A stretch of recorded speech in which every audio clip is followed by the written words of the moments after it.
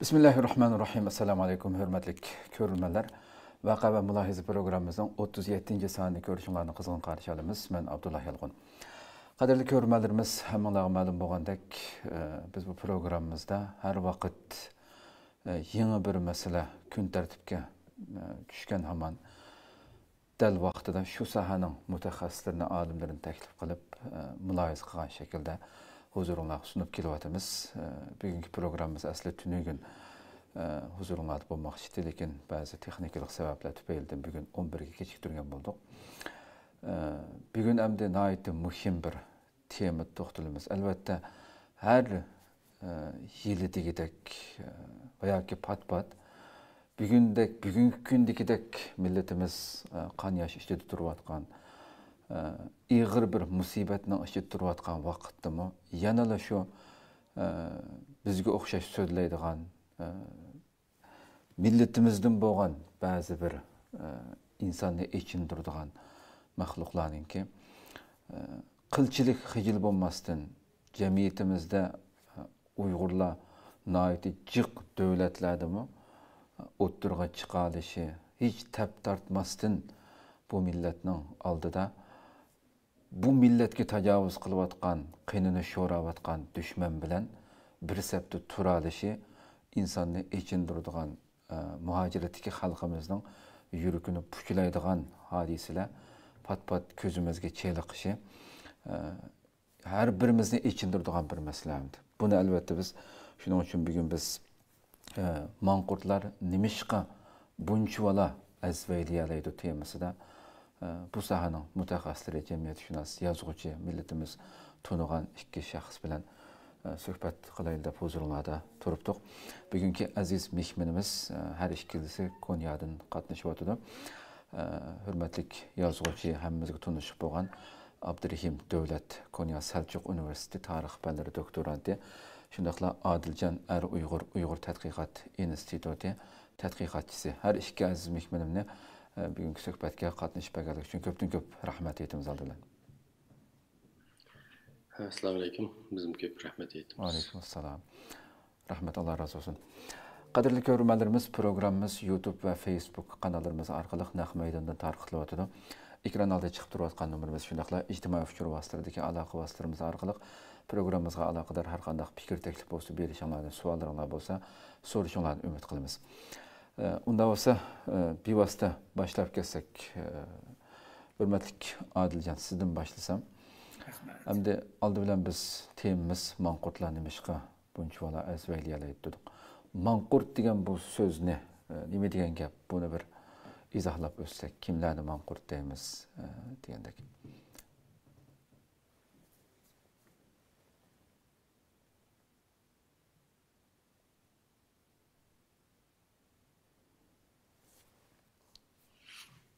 Sözüm biraz kiyin beri atam diyor ki Adilcan.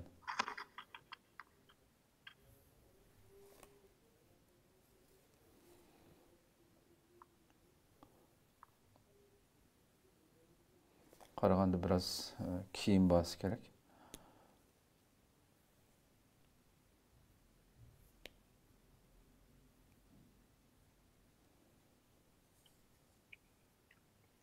Bu aldığımızın meselenin talaqı vaxtlarda bu kelimeninki yüzünki yıldızı qarsak, nurgun yazını düşünüremiz.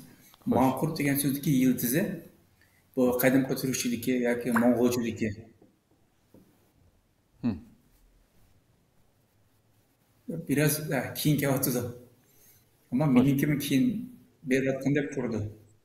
Ya sizinki normal ağız hareketiniz normal görünüyor. Sizin normal. Devam qılıveram bunu. Hazır qandaq? Devam qılın. Sizden normal kelyapti.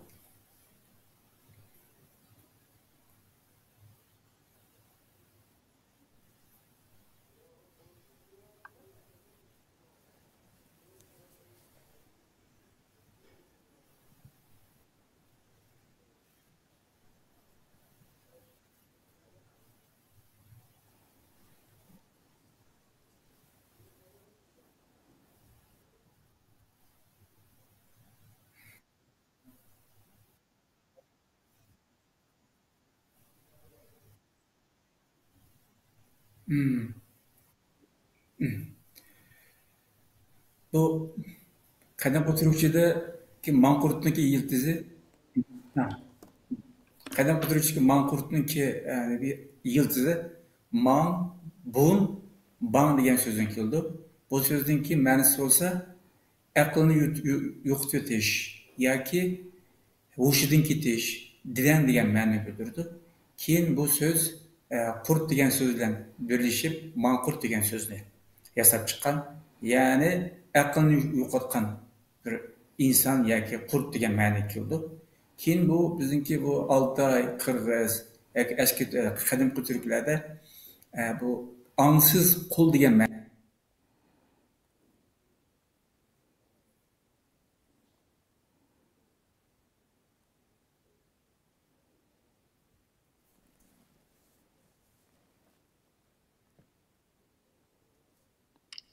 Adiljon ketib qoldi. Unda olsa, hürmetli Abdurrahim efendim sizden devamlaştırsanız siz mi şu nimeni sözünü?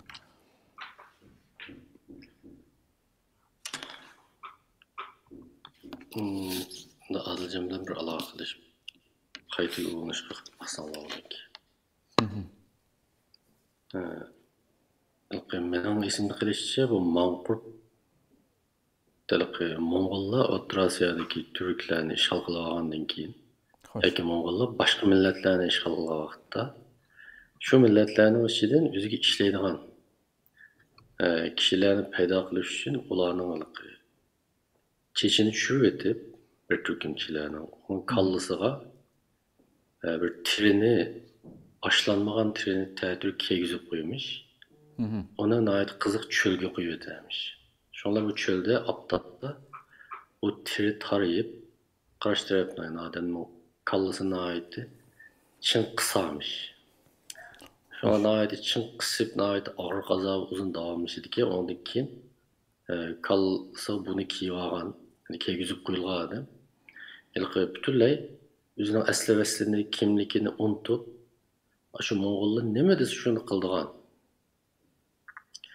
Ananı beşine ekildiğen, dadağını öldürdüğen, mavi buyruk doğru mu, hata mı, mavi bir insanın vicdanına uygun mu, emes mi, deydiğini oylaşmaydiğen, şunda bir məxluqa aylanıp qalarmış. Elbette bu hem de bir rivayet hem de. Ben bunu hiç olmasa kadimden bu yan, şu hükümrallah, izchil erishgisi kelgan bir orzu deb qarayman. Hatta hozirmi nurg'un kinolarda ko'ramiz buni. Shu hukmronlar, ya'ni ilm fan texnikaning kuchiga tayanib, o'z insonlarning mingisini kontrol qilishni istayapti. Hatta hozirmi shu biologiya texnikasining elektron texnikasi bilan birlashishiga ergishib, bag'ansir taraqqiy qilib, insonlarning mingisiga chip taqash, o orzu xiyollarini yeshish, oldin taxmin qilish orqali ularning muddaosini bilish deganga o'xshash yerga qadar taraqqiy qilyapti. Chunki butun maqsad o'zining xalqini butunlay o'ziga hech qanday qarshilik ko'rsatmaydigan mashina odamga aylantirish. Belki bu shu qadimdan hozirgacha borliq hukmronlarning orzusini ifodalagan bir nima bo'lishi mumkin. Agar insonlar haqiqatan bu texnikaga erishsa, o'zining xalqini, ya'ni o'zi boshqarayotgan millatni o'zi xohlagancha xuddi mashinani kontrol qilganda kontrol qila oladigan bir holga yetgan vaqtda bu haqiqatda insoniyatga keldi desak xato bo'lmaydi. Ammo menimcha bu holga to'liq amalga oshmaydi. Chunki hech bir zaman Alloh insonlarni, ya'ni inson tarafidan undan mashinaga o'xshash kontrol qilinishiga ruxsat qilmaydi. Chunki insonning eng oxirida bizga berilgan eng qimmatlik, ammo biz pek ishlatmaydigan bir boyligimiz var. O bo'lsin bizning hür irademiz. Meyli turmak kirayli, meyli sürgün qilinayli. Biz her vakit qalbimizda, kallimizda bo'lsin muayyan bir aqida, muayyan bir e'tiqodni tanlash erkinligiga ega va bir ongga ega. Buni manqurtlik kelimasi aslida kelib chiqishi mening bilishimcha bayam Adiljon söz etimologiyalik ma'nosini so'zildi. Shunda bir rivoyatning borligini bilaman. Alcan onu aldı mı? Xo'sh. Adiljon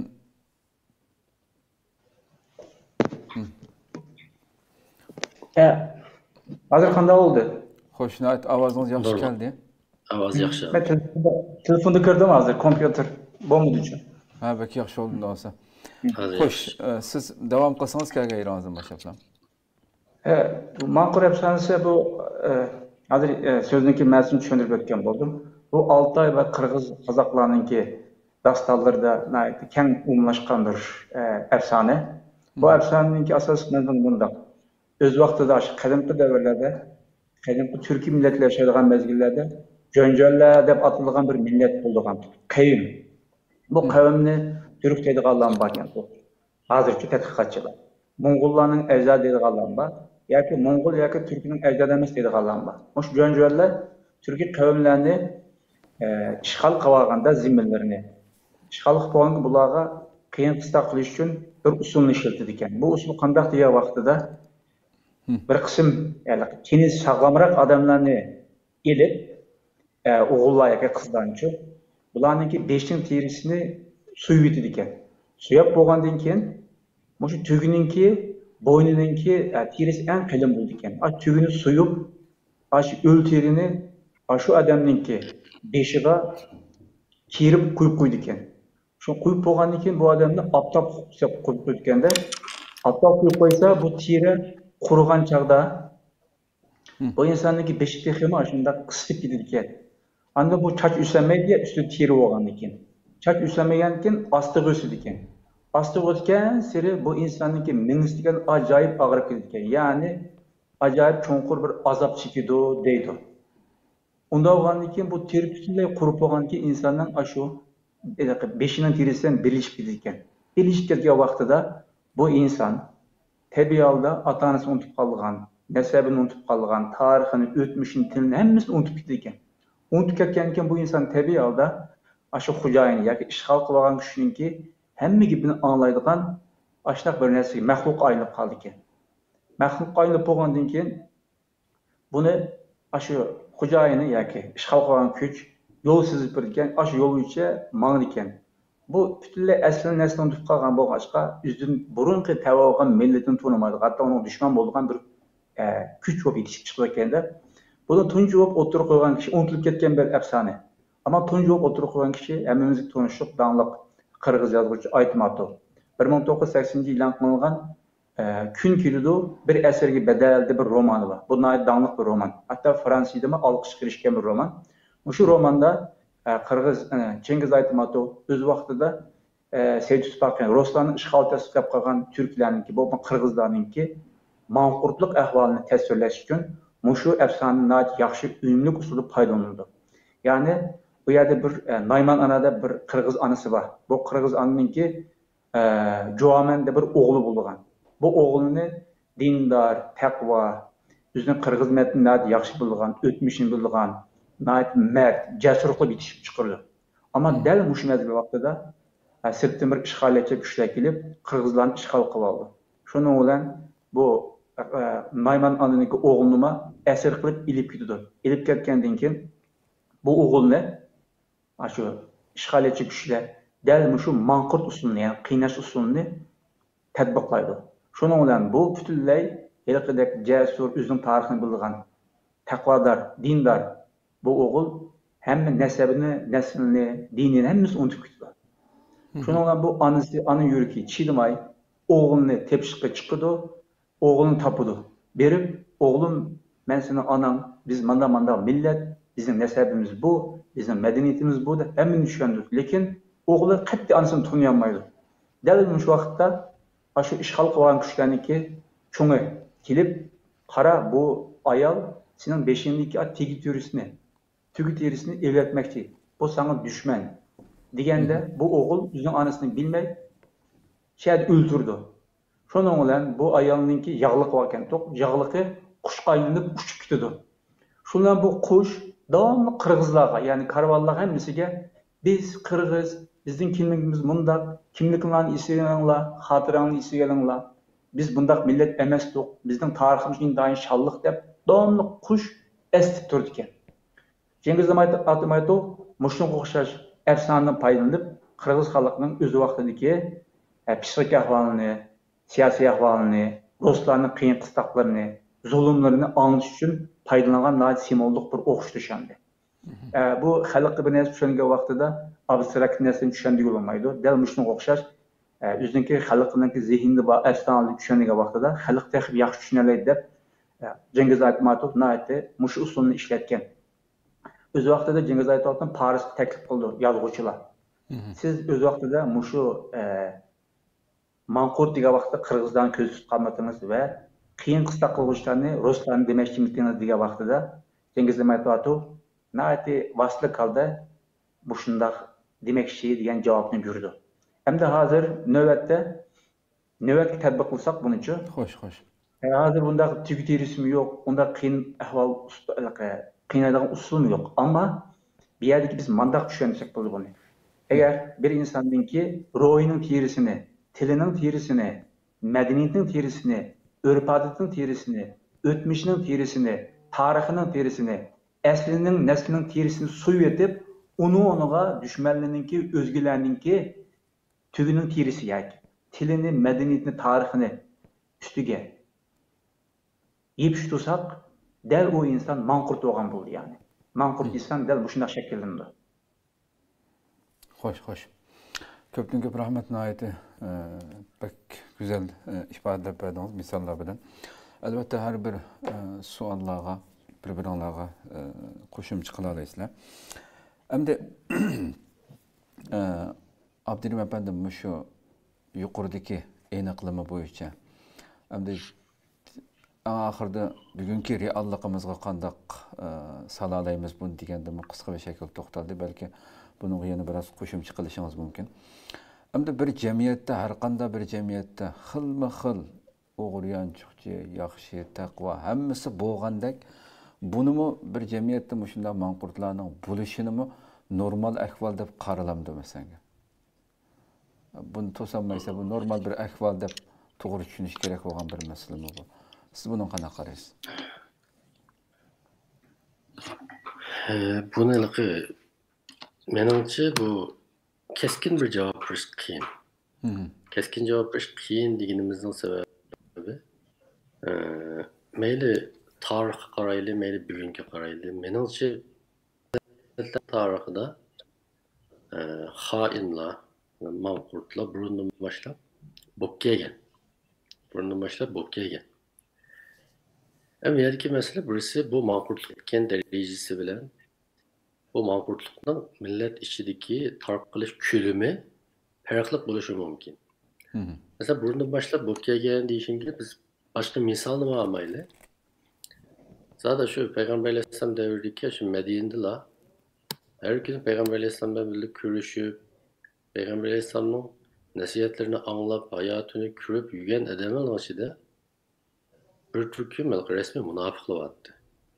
Emniyette bu münafıklar şu çalgı manqurtlu şu vardı. Yani düşmanlı bilen til bürüktürdü. Her vakit Medine'de İslam'ın üçüp geçişini isteydi ve şunun için astırtın hareket kıldı devamlı.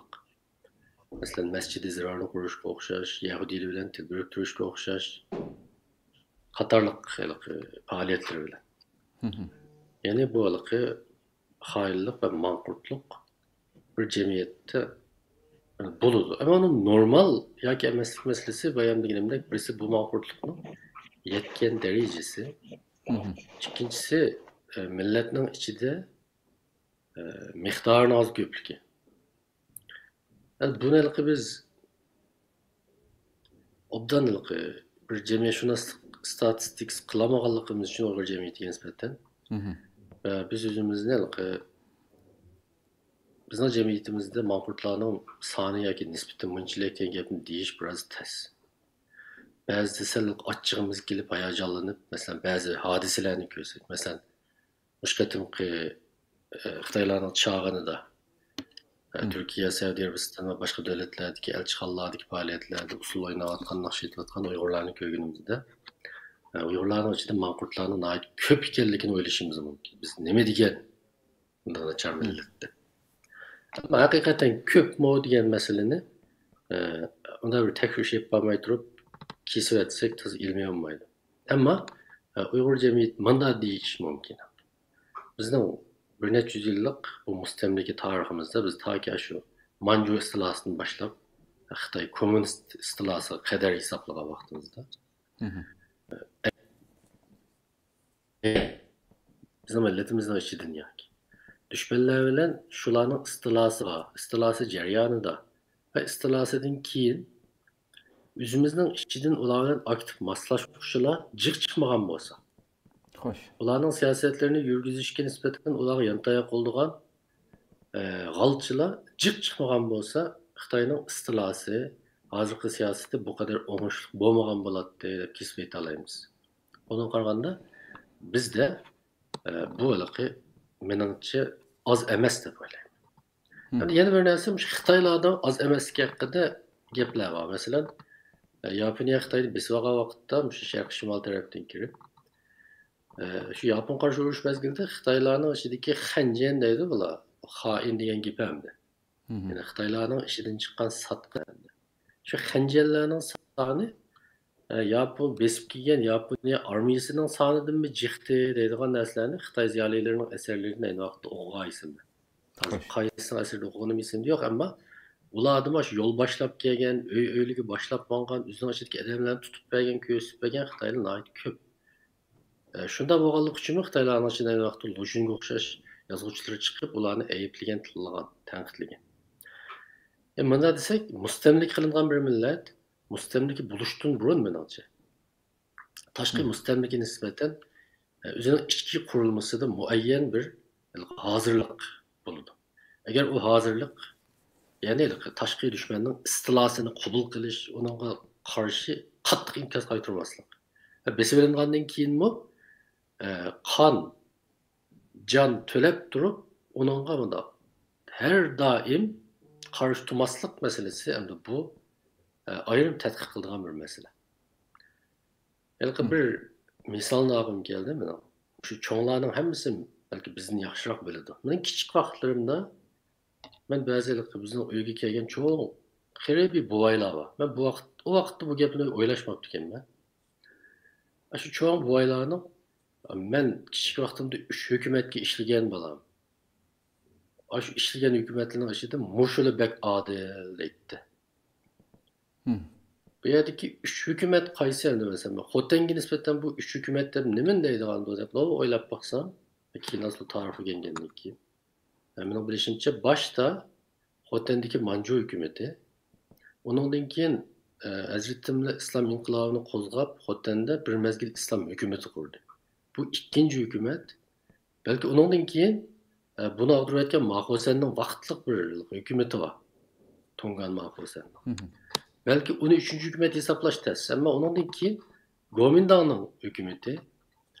Demek aşı demle üzerine hem Manjuga işleş, hem İslam hükümeti de işleş, hem ondan keyin Gomindan, Maxosan'ga işleş. Hatta ömür uzunluğuna koyganlar ondan keyin Xitoy Kompartiyasiga kadar işleşki kadar moşakil keçirmişlik beşini ötküzgen karikatürler ait köp.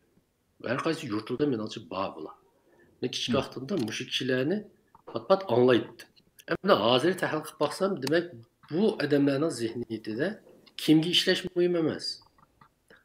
Maoshni kim bersa, tayoq kim umisa, bunda oddiy aytsa, kim bo'shroq zulm solsa, shuningga hech qisi yo'q deb ishlayveradigan bir narsani. Ya'ni nima islom hukumati meni hukumatdan ma'lum qilib og'diryapti, bu bizning dushmanimiz deydigan narsadan bekrak. O fakat hükümetlerinin biri. Bu hükümet bu almışıdığan nesken kim kelse iş kılıp bizni kattık buzak etmeseler meyletti o deydiğen bir korkunçluk bir psik kurulmanın Uygur cemiyetinde mevcut ikenligini köygülü buldu dep oylayım ben. Men bu takım çoğunkur tezkik kılışık tegişlik bir hadise. Her qaysi yurtlardaki yurt tezkirlerine qarsak belki bunu yiyip uçunu körelişimiz mümkün. Hem de bizim hazırki ahvalimiz en şu net yüzyıllık şu mustamlikini içleştiriş, yani özleştiriş. Belki internalize etkamır gibi İngilizce şuna ifadeleydi. Mustamlikini özleştiriliş. O mustamlikini tashqi jihatdan qabul qilish emas, balki ichki jihatdan qabul qilish. Xo'sh. Yani hech qisi yo'q, bu normal ahvol. Bizga qattiq zulm salmasizlar, Xitoyning gapini anglash, ularning hukumatiga bo'ysunish, ularning hukmini hukm deb elish, hech hatto bizning diniy aqidamizga taqashmaydigan, insonlik g'ururimizga hech qanday azoplamaydigan bir narsaga aylantirib o'tilgan. Afsuski, bu menimcha ayni vaqtdagi shu Qur'onda keladigan Bani Isroil qavmi. Xo'sh. Menimcha mustamliklar nurg'un qavmlarda. Masalan, bir misolni olay. İki misal. Biz yıllarda bütün Uygurlar köp ko'rgan ikki televiziyat yer. Birisi Braziliyaning ishlagan tek qiz Izora degan. Aha. Bunda ikki xil qullar bor. Birisi ikinzorlikda ishlaydigan, ikinzorlikda ishlaydigan qullar. Yani bir turkumlar oshxonada tamoq yeydigan. Xo'sh. Diqqat qilsangiz, oshxonada tamoq yeydigan qullarning ichida roza deb birisi bor. U o'zini faqat qul hisoblamaydi. O'g'ilga boshqalar qochmoqchi bo'lsa chiqib qo'ydi. Xo'jayin ular qochmoqchi deb ular xabar qilib qo'ydi. Yüzünü oldin ustini hisoblaydi. Amaliyotda Leonsio deganning oldida birisi etizlik qil, birisi ishxonlik qil. Hech qanday farqi yo'q. Amaliyotda Uyg'urlarmi shu? Dehqon boshqacha bir qul, kadr boshqacha bir qul. Ammo kadr va boshliq o'zi qul deb hisoblamaydigan holda. Amaliyotda bizga o'xshash faqat salohiyati farqlangan, o'ltirgan ishxonasi o'xshamaydigan qullardan boshqa narsa emas. Ammo biz shuni anqira olganmi, anqiranmagan. İkinci bir kino Pakistan'ın nima deydi? Mirasxo'r. Mirasxo'r degan kinosi. Shuna diqqat qilsangiz, Mirasxo'rdagi Ismatxon her daim Angliyaliklarni sig'inadi. Her daim bir ish yuz bersalar, Pakistanliklarning bir ishini kuzgi sig'masalar, hey, inglizlar ajoyib haqlar. İngilizlar bu vaqtda undaqdi, inglizlar bu vaqtda undaqdi. Ve hazırda öyle be, bu şu mustamlika qilingan kishilarni qoldirgan shu psixik izlarning keyingi ifodalar ekan. Bizdimi Xitoyni sig'inadigan, hey, Xitoyda bu vaqtda deydigan odamlar hali ham mavjud ekanligiga men nayda ishonib qolyaptim. Bag'ansi men burun unchalar egri o'ylamaydim rostdan desam. Yilqi boshqa narsani demayli, seni onangni, dadangni, qo'shningni sulib etayotgan bevosita zulm selayotgan ahvol ostidami? Yilqi ya ular bizning ba'zi xatoligimiz tufayli, biz kepsizlik qilganligimiz uchun tayoq yegan bolaga o'xshash o'qishdi bizimizni. Men de kepsizsam dadam umaydi degan bolaga o'xshash. O'sha bizning Uyg'urning ichidagi ba'zilar shunday qilib olganligi uchun Xitoyda oshiribdi deydi. Benim balıqını chet elga chiqqandan keyinmi ko'rdim. Hatto chet eldagi tashkilotlar shu bayroqni ko'tarib olmagan bo'lsa, vatandagi zulm hozirgidek bo'lib ketmaydi deydigan, 5 vaqt namoz o'qiydigan, doim haj qiladigan nurg'un musulmonlarni uchratdi. Bu haqiqatan ichinishli bir ahvol ekanligini his qildim. Men bu taqdim shunchalik Adiljon to'liq bo'lsin. Ko'pdan ko'p rahmat. Biz Manqurt degan vaqtimizda hozir bu chag'allarda Xitoyning elchixonasiga berib faoliyat qatnashgan odamlar isimiz keldi bizda. Ama yeni bir xil Manqurtlarmi bor deb o'ylayman. Ya'ni illaki cho'qim Xitoyning faoliyat aktiv qatnashishi emas. Chet eldimi shu Abdurimjon degandekchi shunchalar zulmni ko'rib turib, yanına sukut qilib jim turib olgan nurg'un odamlar bor. Bular del Manqurtlarniki bir xil turi deb o'ylayman. Chunki Xitoy del chet eldimi va vatan ishidimi shu muloyim, itoatkor, zulm bo'lsinmi ovoz chiqarmaydigan, nati jimjit, quluq yumshoq Uyg'urlarni xohlaydi, isyon qilmaydigan. Bu chet eldimi dinimda bunchalar zulm ostida yana nati itoatkor, zulm hech qanday o'zining ishini qilib yuradiganlar Uyg'ur bo'lgan bo'lsa, bu Uyg'ur del Xitoyning qo'qqanlik uchun mushtaq qildi. Xitoyning irodasining ostiga kirib qolganlik uchun del mushtaq harakat qildi. Şuna bu manqurtluğun bir ifadesi de qarayman. Onun için Abdurimjon bu bir jamiyatda manqurtlar normal yoki asani ko'p degan masalaga yaxshi atrof javob berdi. Bu yerda o'zining davlati bo'lish bilan o'zining davlati bo'lmaslik o'tirsal farqi deb o'ylayman. Shu mustamlika qolgandan keyin ba'zi manqurtlarniki kelib chiqishini yoki azvaylab ketishini va yoki Hamma tarafda hech qanday ish bo'lmagandek tap-tatmasdan harakat qilishni agar bir davlat bo'lgan bo'lsa yoki bizningki bu ijtimoiy axloq qurollarimiz bor, nazorat qurollarimiz bor. Agar buni yaxshi ish qila olsak, davlatning qo'li bilan yoki qonun yo'li bilan yoki jamiyatning besimi bilan bu sal nima bo'lgan bo'ladi. Sal pastga tushgan bo'ladi. Lekin biz bundaq bir kuch yoki bundaq bir quvvat bo'lmagan bo'lg'achqa bular bunchalar azaylab ketishi mushu mumkin deb qarayman. Shuning bizda normal mustaqil davlatga nisbatan biz sal manqurtlarning soni xili ko'p, sonidan bakroq ko'p uchirtimiz desak bo'ldi. Xo'sh. Meni hozir bir narsani qo'shib qo'ygim keldi. Endi adjam shu bir jamiyat qaysi ahvolga kelgan vaqtida shunday manqurtlar, xoinlar ko'paydi deb qaraysiz? Biz hozir boshqa jamiyat misolidan bakroq biz bu Xitoy, ya'ni Xitoyniki ishg'oliyat bilan tushuntirish texnik to'g'ri deb o'ylayman. Xitoylar Sharq Turkistonni ishg'ol qilgandan keyin albatta bizningki o'zimiz yaratgan jamiyatimiz, tilimiz, madaniyatimiz, tariximiz qatorliqlar hammasi bilib bilmay Xitoylar aralashishga boshladi. Shu bir-birlab aralashishga boshladi. Mesela aralashgan vaqtida bunu shundoq dedi Xitoylar. Siz ega bo'lgan bu madaniyat, tarix, til yoki o'tmishimiz qatorliqlarniki hammasi siz ayrim bir mustaqil Uyg'ur bu sifatimiz bilan emas, biz o'z vaqtdan tarixdan beri, ya'ni bizningki hukmronlik ostimizda yashab kelganligimiz uchun bunday narsa yarata oldingiz. Ya'ni Uyg'urlarni Xitoylar mustaqil bir millat deb ko'midi. Mesele mishadin boshlandichu, men shunday o'ylayman. Xo'sh. Xitoylar Uyg'urlarga bunu o'rgatgandan keyin, yoki o'rgatishga kirishgandan keyin, ba'zi Uyg'urlar buni qabul qilgandan keyin, Xitoylar asta-asta buningki qanday qilsak, Uyg'urlarningki shu tarixini, madaniyatini suyib etib, o'niga bizningki o'zimizniki madaniyat nastiraymiz degan siyosat ustida qattiq o'ylandi va planlarni atrofli so'qqan bo'ldi. Masalan deydi, Xitoylarning zaten diktatorlik tuzum bor. Bu diktatorlik tuzum hiçbir vaqtda farqli bir madaniyat, farqli bir tilni paranglashilgan, farqli bir tarix ega insonlarni, jamiyatni, millatni xalab ketmaydi. Xitoylar mush o'zining siyosiy tuzumini taqozosi bo'yicha boshqa millatlarni assimilya qilib bo'ldi. Navbat bizga keldi. Bizni shuncha terimizni suvitib chiqib terishdiyu, bizma o'zimizningki terisinki mexanizmasini kuchli bo'lganligi uchun xil-xil tirkishib, mujadala qilib, kurash qilib keldik. Lekin ma'lum riyaka vaqtida ojizlik ko'z qilgan tarafimiz bo'ldi. Birinchi sabab shu Xitoylarning siyosiy tuzumi, ikkinchisi Xitoyning siyosiy madaniyati. Xitoyning siyosiy madaniyatida boshqa yot farqlilik, o'xshamasliklarga yer yo'q. Biz Xitoylardan etnik jihatdan, kimlik jihatdan, madaniyat jihatdan, e'tiqod jihatdan her jihatdan farqlanamiz. Xitoyning bu siyosiy madaniyati buni qabul qilib bo'lmaydi. Shunga tabiiy holda bizni manqurtlashtirishga tirishadi.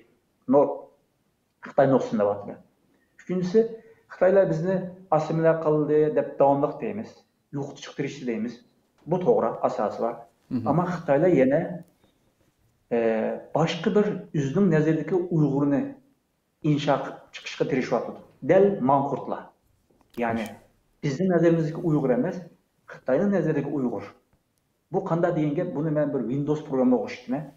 Bizim Windows programımızı bir Uyg'urlarning madaniyatiga o'xshatsak, Xitoylar bu Windows programını tatib etib kompüterinci, üzünki Uyg'urlik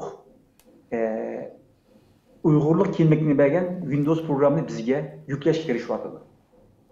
Bu üçüncü bir sebep desak bo'ldi. Ondan keyin buningki boshqa qo'shimcha qilib buni erishib qo'ygan boshqa sabablar bor. Masalan, madaniyatsizlashtirish. Deyimdek, Uyg'urlar qaloq millat. Uyg'urlar davomli Xitoylar beqinib kelgan. Uyg'urlarning bunchalar madaniyat yaratishda Xitoylarniki to'pisi olmasa bo'lmaydi. Hatto bizniki Qutat qo'bilik, Turk tillar divani, nurg'un shoh asarlarimiz bor. Buni Xitoylar ega chiqishga erishdi. Ya'ni biz bo'lmaganimizda bu bo'lmaydi degan gap qo'shtirish. Ya'ni Uyg'urlarniki o'zi yaratgan madaniyatni, chunki madaniyat millat yaratgan narsa. O'zi xos bir narsa-ku. Ya'ni Turk kultur degan narsa. Xitoylar bizni buningdan yo'q qilishga, mahrum qilishga tirishgan bo'ldi. Uni Xitoylar yana qanday qildi degan vaqtda manqurtlashtirishni aytib cho'ng bir nima. Bu ma'rifni tamoman o'zinki chunki o'ylagan plani bo'yicha başlangıç mektepten turup otur, hatta ali mektepgacha shundoq qilishtirishdi. Ama bizning ziyolilarimiz qo'ldan kelishicha uni Uyg'urlarning manfaati uchun xizmat qildirishtirishdi, ama yanla chekilib bo'lg'achqa Xitoylar ma'rif orqali, ya'ni bu ishni qilishga tirishdi. Gapni tarixni burmashga tirishdi. Sizning tarixingiz yo'q. Yani bütün kahramanlarımızı Xitoylar xoin deb e'lon qildi bizning qahramonlarimiz. Bizga nisbatan qahramon. Bizga nisbatan xo'shallik ilib kelgan, bizga nisbatan faxrlangan iftixor manbasi bo'lgan bütün o voqea hadislarni Xitoylar ziyonliq deb e'lon qilishga boshladi. Bu narsa ziyonliq. Bu sizlarga nisbatan tamamen yat bo'lgan bir narsa. Yani tarixni bu şekilde durumlashtirishdi. Eğer bu narsaların hepsi yok bo'lgandan keyin tabiiy holda bir nişansız, gayesiz bir millet şekillendiğinde. Yani qandaq cemiyette diye vaqtida normal cemiyetin bekrab, muştaq mustamlik qilgan cemiyette manqurtuluş ahvali nispeten umumyüzlük buldu deb qarashqa buldu. Xo'sh. Abdurahim Dövlet'e ben abaysiz bir gap qilmoqchisiz. Hem bu sözge biraz qo'shimcha qilsangiz, yuqoridagi gap. Bir nuqtani qo'shib qo'yish. Birisi ikki nuqta deylik. Birisi mustamlikaning uzrab ketishi. Shu mustamlikaning uzrab ketishi bizda qanday bir narsa keltirib chiqardi desa, Xo'sh. bizning ajdodlarimizda ig'ir darajada psixologiyada ko'ndirilgan chorasizlik deb ruhim bor. Yani her qancha qilsaqmi biz baribir bularga yetmaymiz, kuchimiz yetmaydi.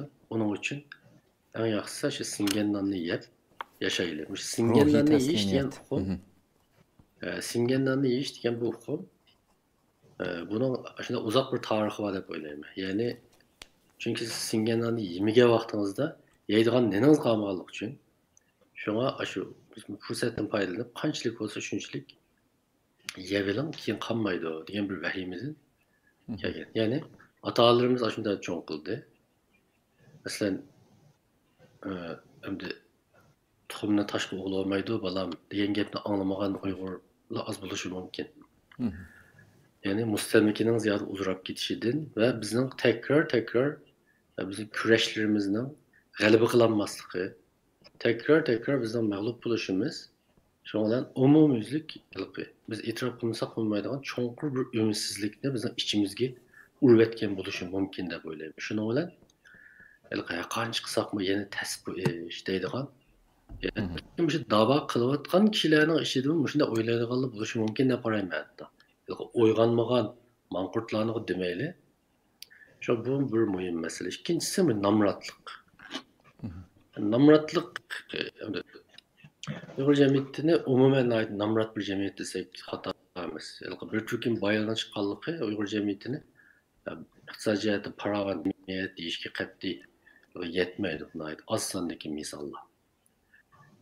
Uzoq suzilgan namratlik bizni iqtisodiy jihatdan ozroq azodi bo'la olsaqla qolgan boshqa zulmlarga hech qisi yo'q deyalaydigan darajada g'urursizlashtirib etgan.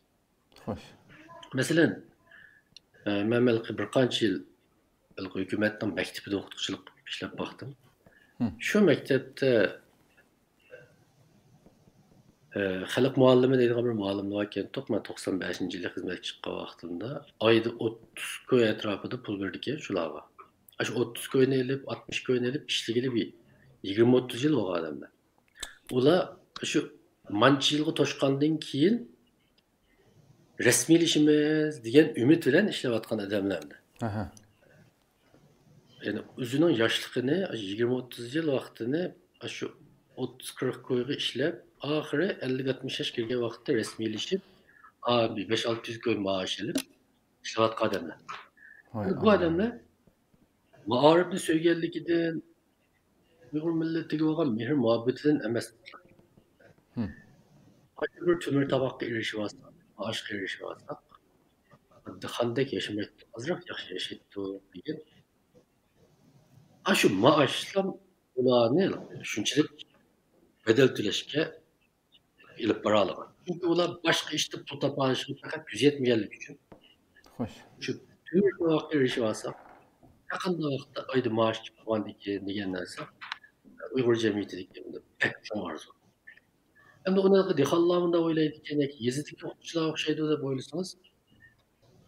Yani Ali Mektep bütügen ballı ne? Ali Mektep bütügen balla okuş büttüyse mesela dedem ben yüzden bir iyilik tikleydi dedim. Ya ki falan şirkette işleydi dedim dese mutlak köp kısım atağını bu koşulmaydı. 50 ming, 100 ming hatta 200 ming AQShki meniş arkalık ya da para biriş arkalık yine ayda mişki ming pul verildiğin bir maaş için 200 ming meblağının salıdı. Mesela şu bala dadısı hamışı 200 ming oya gibi belki için bana bırakın ben ticaret kılaydı ise bu dadı umumaydı. Ana onu ya biz bunu kılamayız. Şu maaş eriştin başka güzel yolu yok. Değil. Şunun için bu xil maaş intayin köp sondaki kadrlarını, ziyalilarını gerçekte milletin yaxşı görsün bu. Milletinin beşiği məlum bir gün kelse azaplansın mı? Ama o azaplanışçı hareketki aylanan cesaret, cüret yok.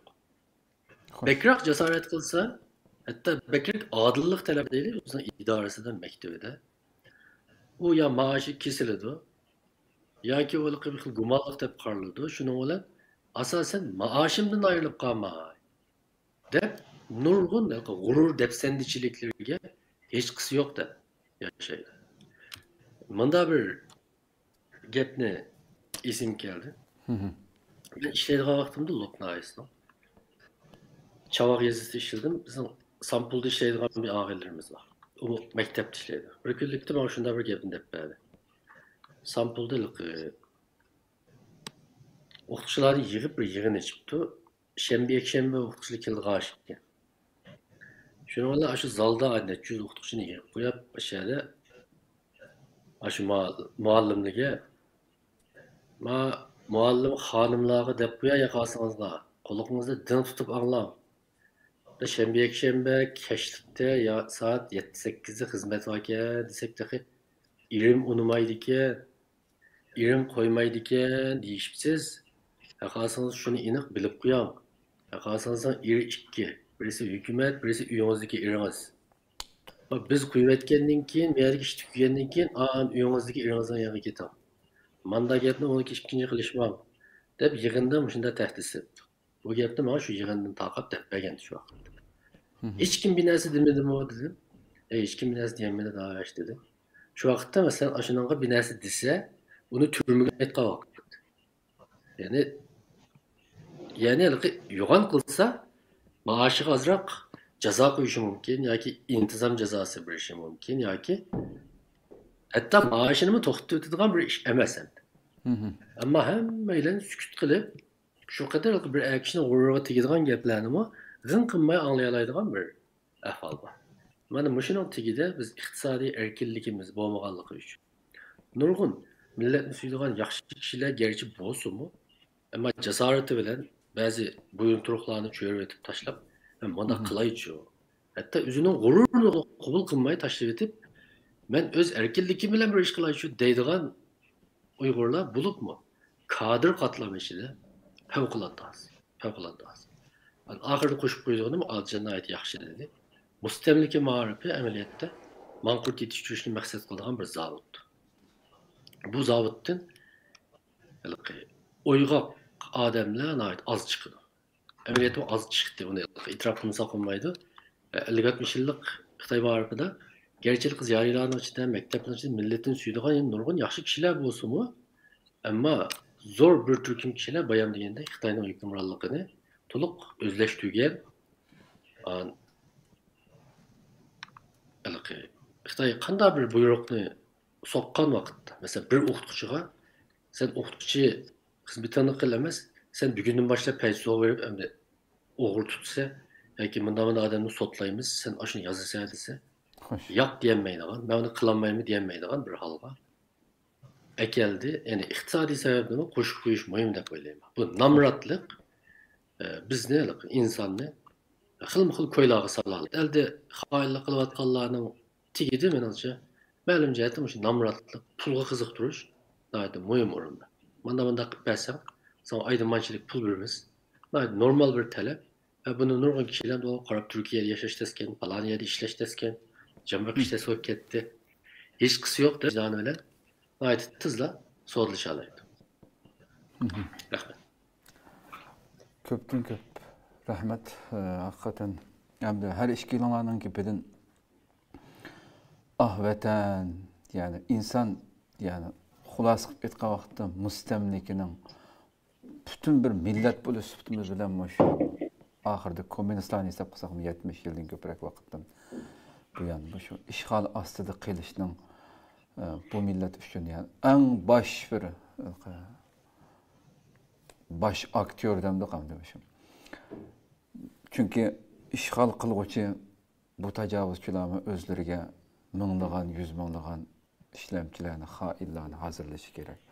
Her cihetten, marif cihetten olsun, bütün sistema, bütünlüğü aşağı, xeyli bir seviyeye bağlan insanlığa qarsak mı, siz her işkinden sözde nəhayət roşen çıkıp durdu.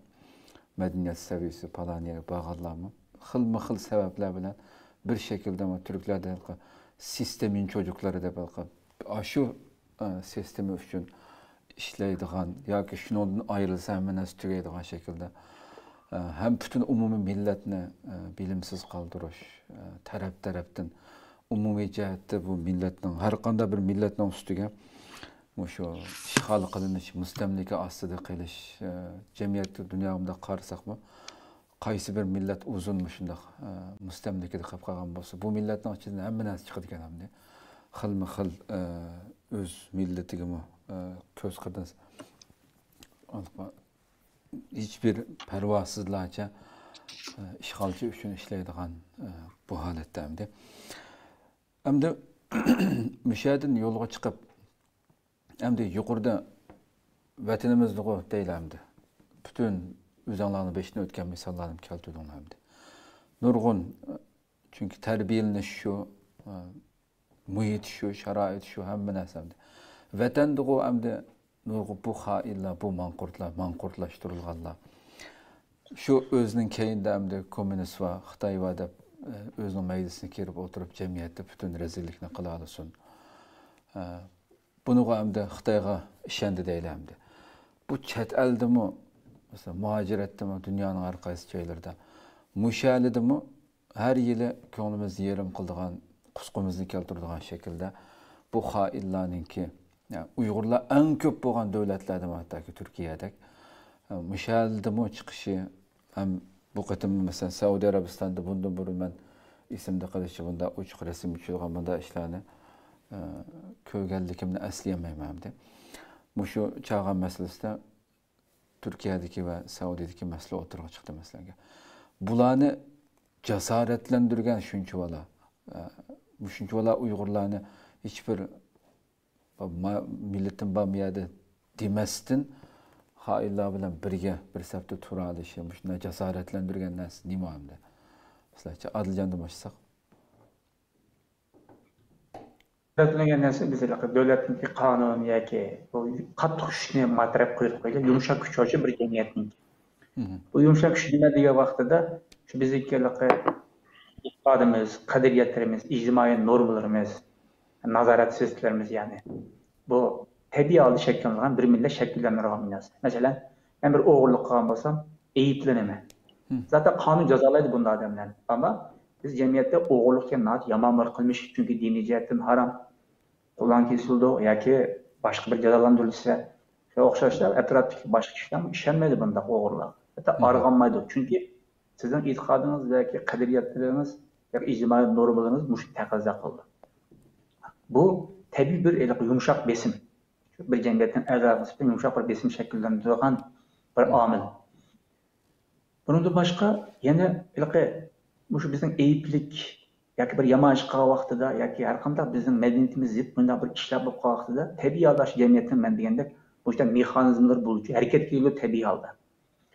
Ammo hozir deb o'tgandek yana bu chet elda bu bizniki mexanizmimiz ya'ni bir ayiblaydigan, xayrlik qilgan yoki bizning madaniyatimiz zid ishlarni qilgan yoki bu shunday qiyin ahvolda shunday zulm tortayotgan ahvolda tep tortmasdan elchixonlarga berib erkin holda yüzünü puhadan çıktı, resimci çekerleydiğen Xitoylardan ish pesh tartışa oladigan, birga harakat qila oladigan odamlarga dal sababmi dal shu bizniki chet eldagi bizniki ega bo'lgan shu qadriyatlarimiz bor. Ayiblaydigan va ijtimoiy nazorat qilgan bu mexanizmimiz to'liq ishlamagan bo'lg'achqa, biz bu ijro qilmagan bo'lg'achqa bu narsalarni o'sha tadqiqotman qilyapti. Agar biz boshdan boshlab o'sha ayiblaydigan, jamiyatni siqib chiqara oladigan, hatto chiroyi qaramaydigan, salom qilmaydigan, bir ustal tamoq yemaydigan, faoliyatga chaqirmaydigan, to'y tugun bo'lib qolsa-ma, mana bu chaqirmaydigan ahvolni biz shakllantirgan bo'lsak, maydonimizni ro'shan qilgan bo'lsak, qisqasi shu ega bo'lgan qadriyatimizniki, e'tiqodimizniki ro'y bo'yicha harakat qilgan bo'lsak, bu bunda ezberlab ketmaydi. Çünkü deganimdek bu yumshoq kuch, ya'ni yumshoq jazolantirgan bir sistemaga ega bizning jamiyatdagi bu ega bo'lgan normalarimiz. Buniki kuchli toza amalga oshmayotdi. Endi gapninki ochiq bir reallikni desam balkim qadam tanqid qilish mumkin. Biz halaqa o'zimizning yurtliqi bo'lsa, o'zimizning saboqdosh bo'lib qolsa, yoki o'zimiz bir harakat chiqqan bo'lib qolsa, xato ish qilib qo'ysama, eski ish qilib qo'ysama yoki bizga yot bir ishlarni qilib qo'ysama, halaqa jazolandirmay ko'z yumutimiz-ku. Bo'ldi, o'tib ketsin deydigan. Bu menimcha to'g'ri bir ahvol emas. Ama o'xshash shaklda boshqa bir yurtliq o'xshash xatolikni sodir qilsa, tillab ezberlab ketamiz. Bu xointi, o'ti-buti, hatto boshqa bir ko'z qarashdagi bir inson, Uyg'ur deyli, o'xshash xatolik sodir qilsa, uni xoinga yoki tillab chiqarib ketamiz. Ya'ni demak shu o'g'lim, mening yurtliqim, mening o'xshash e'tiqodga, o'xshash iqlimdagi, o'xshash saboqdoshlarim, do'stlarimiz qilsa, chataq yo'q, hech qisi yo'q deb ko'zni yumadigan, ama boshqa bir tarafdagi insonlar qilib qolsa, boshqa bir guruhdagi dara uni hujum qilgan ahvollar bizda bor. Bu zihniyatni, ya'ni jamoat zihniyati deb atayman. Jamoatni qanday tuman diniy nuqtai jamoat emas, jamiyat nuqtai bir jamoat, ya'ni ijtimoiy guruhni ko'rsatadi. Ya'ni bizniki mushundaq yig'inchoqqa degan vaqtimizda meningki xoinim yaxshi xoin, boshqalarniki xoin bo'lsa, rasmiy xoin deb mendaq bir ko'z qarashim bor va men deganimdek xili uzun yillardan beri bizniki bu biz eski işlerini, načar işlerini eyiplaydigan ijtimoiy normalarimiz, qadriyatlarimiz tuzuq ruhni jari qildiramagan bo'lg'achqa, shular ezberlab ketdi deb o'ylayman. Abdurrahimjon, buni bir qo'shimchangiz bormi? Bunaqangi ayati muhim bir nuqtani olgan so'zildi. Bizning jamiyatimiz bu mustamlika qilingandan keyin deyli. Chak chekidan o'sib o'tilgan bir jamiyat. Bir jamiyatda biz bir g'oyat zo'r bir mashinaga o'xshatsak, bu mashina har qaysi zapchaslarning o'ziga xos funksiyasi bor. Chaq piqiraydi, motor harakatlantirdi deganga o'xshash. Ammo bizning jamiyatimiz unda har qaysi bo'lakli birisi-birisidan ajratib etilgan. Hammasi birlashib harakat qila oladigan bir mashinaga o'xshamaydi. Endi chaq chekin bo'sib o'tilgan deyishimning sababi shu. Bu bo'silib ketganligi uchun jamiyatda o'rtaq bir mizon, hamma odam qabul qilgan o'rtaq bir mizon u qadar kuchli emas. Masalan deyli, vatanparvarlikning gapini hammadan qiladi hozir. Hammadan o'zi vatanparvar deb hisoblaydi. Ammo vatanparvar hisobga olish odamlar bayon degandek xoinlik qilgan pozitsiyasi bu atalmış vatanparvarlikning osmon zamin farqidir. Hatta ba'zilari mavi aldın qatim elçixonga mukofot olib keldi desa, yana bir turkum odamning cho'qim chiqadi. O'zimizning ishidagi odamlar undaq ketmaydi. Uni o'xshash Uyg'ur bo'lgandan keyin deb darhol bu yerda uning nachar qilmishi jazolantirilmaydi, jazoga tushmaydi. Ya'ni bu bizning qurilmamizning cho'g'ilib ketganligidan deb o'ylayman. Masalan, uning bir misollarining biri, masalan, bizning bir nüfuz merkezimiz yo'q hozir. Har vaqt birisi Xitoylik yo'q qilib keldi bizning nüfuz merkezlarimizda. Chet elda o'xshashlar, o'tganda men bir suhbatda dedim, biz tillayolmaydigan hech qanday Uyg'ur yo'q. Biz tillayolmaydigan hech qanday tashkilot yo'q. Biz yig'idigan, ayminadigan bir nüfuz merkezi yo'q. Shunday bo'lgandan keyin men bunda bir xatolikni sodir qilsam, xalq meni o'zining nazaridan tashlab etadi deydigan endishim yo'q bo'ldi. Masalan, İsmini kırış 2 yıl burun çalışmalı. Germaniye'deki bir yığılışta anlasam yani Torgazrak çıktı. Şehresakir'in tokalları Dolkun İsa'nın oğlu erkeğin aşağıda bir cidel olan bir iş yapmış. Elbette yanında onu götürüp vuramagan buluşu mümkün. Ama ben Germaniye'de mi? Bineçin dersinden yapalım. Birisi Nurhan Uygurlu var. Dolkun İsa dünya Uygur kuruluşunun bir reisiyim. Onun sizlikle böyle icabi seni pozitif olan zaman işte hissettim. Neçene yakın ve millet için hizmet kılmaya hep yürüvatkan bir adam. Germaniye'deki de Şehresakir'in unutkanları şu vakit Şehresakir ürümçideki kırgınçılıktan baş yani icraçılarından biri. Vatandaki kırgınçılıktan. Aşulan ayeti cesaret bilen aşı sahnede aşı sorunu kilaligen bolsa Uygurlar aşağıya çakırgan bolsa ma birinci senaryo. Anladaki ulu kilip de hinayada korkmay. Hele ağlı uğulu sen munda kılıp bizden öydeki hakaretlep tillap de manda hücum kılalıgan bolsa bu hem de Germaniye'deki Uygurluğa nispeten bir hakaret. Aslı mençi bolsa ula üydüm çıkanmaslığı, beşini götüremezliği, o dolgu insanı da peşini götürüp karayanması gerek. Faaliyet kılıvatkan kişilerimizin de kılanması gerek. Ama o cesaret nereden gelgen? O cesaret ulunu daim kuşaklap durgan, ulanı yalnız his kıldırmaydıgan, arkadaş programında akşam yine soruladı bile çay içip tamak yiyeleydigan bir çöküm içtimai muhitinin bağlıqıdan gelgen. Hoş. Ötkende aldım ki, düşünmedim Türkiye Sabır Buğday'dan da tügep ketken vaqtda dedim o, nurgun çoğun Uygurluğun astırtını yoklap verip təziye bildirip ketkenlik doğruluk gepli oldu dedi. Belki bu rast emasdı dep üzemge teselli verdim hem de. Ama mana muşunuga okşaş kılmışlarımız ulanın aynı ezveylişini, ezveyligende hiç kanda tatınmaslıkını, hicil olmaslıkını, set duramiki demeslikini keltirip çıkaman. Emeliyette bir milletin azası eğer özünün içindeki aşkol ictimaiyelik, nazareti, nahit güçlük bolsa. Vatandaki ahval mı aşında? Hem de hazır acı isim geldi. Vatanda mesela bir ömür 20-30 yıl sakçı dairesinden başlık olap, sanaksız adamlarını tutkan, türmelerge atkan, nurgun kişilerini, inkılapçılarımızı uğan, sokkan, tıllıgan, hakaretli gelle demelişe çıkandan keyin yine mahalledekiler yine nait kuşaklap, nait obdan cücan olap yaşamırdı. Oy dep hürmetlep, sorunun törünün orun bir hatta mescid mütevellilerine arasına kirip şiyalaydı. Ma 30-40 yıl bunday kıgan, dep onda yirakrak turgan, ona salam kılmaydıgan, taşını yine biz kılmayız. Biz nait tiz geçirüyetimiz, haillerimiz değil mi? Belki tiz geçirüyetlerimiz, ama özümüzden geçirmeyimiz. Haillerimizin de geçirgimiz ile. Dostlarımızın bir hatalıkını geçirmeyimiz ama hailladi hatalıkını geçireleyimiz.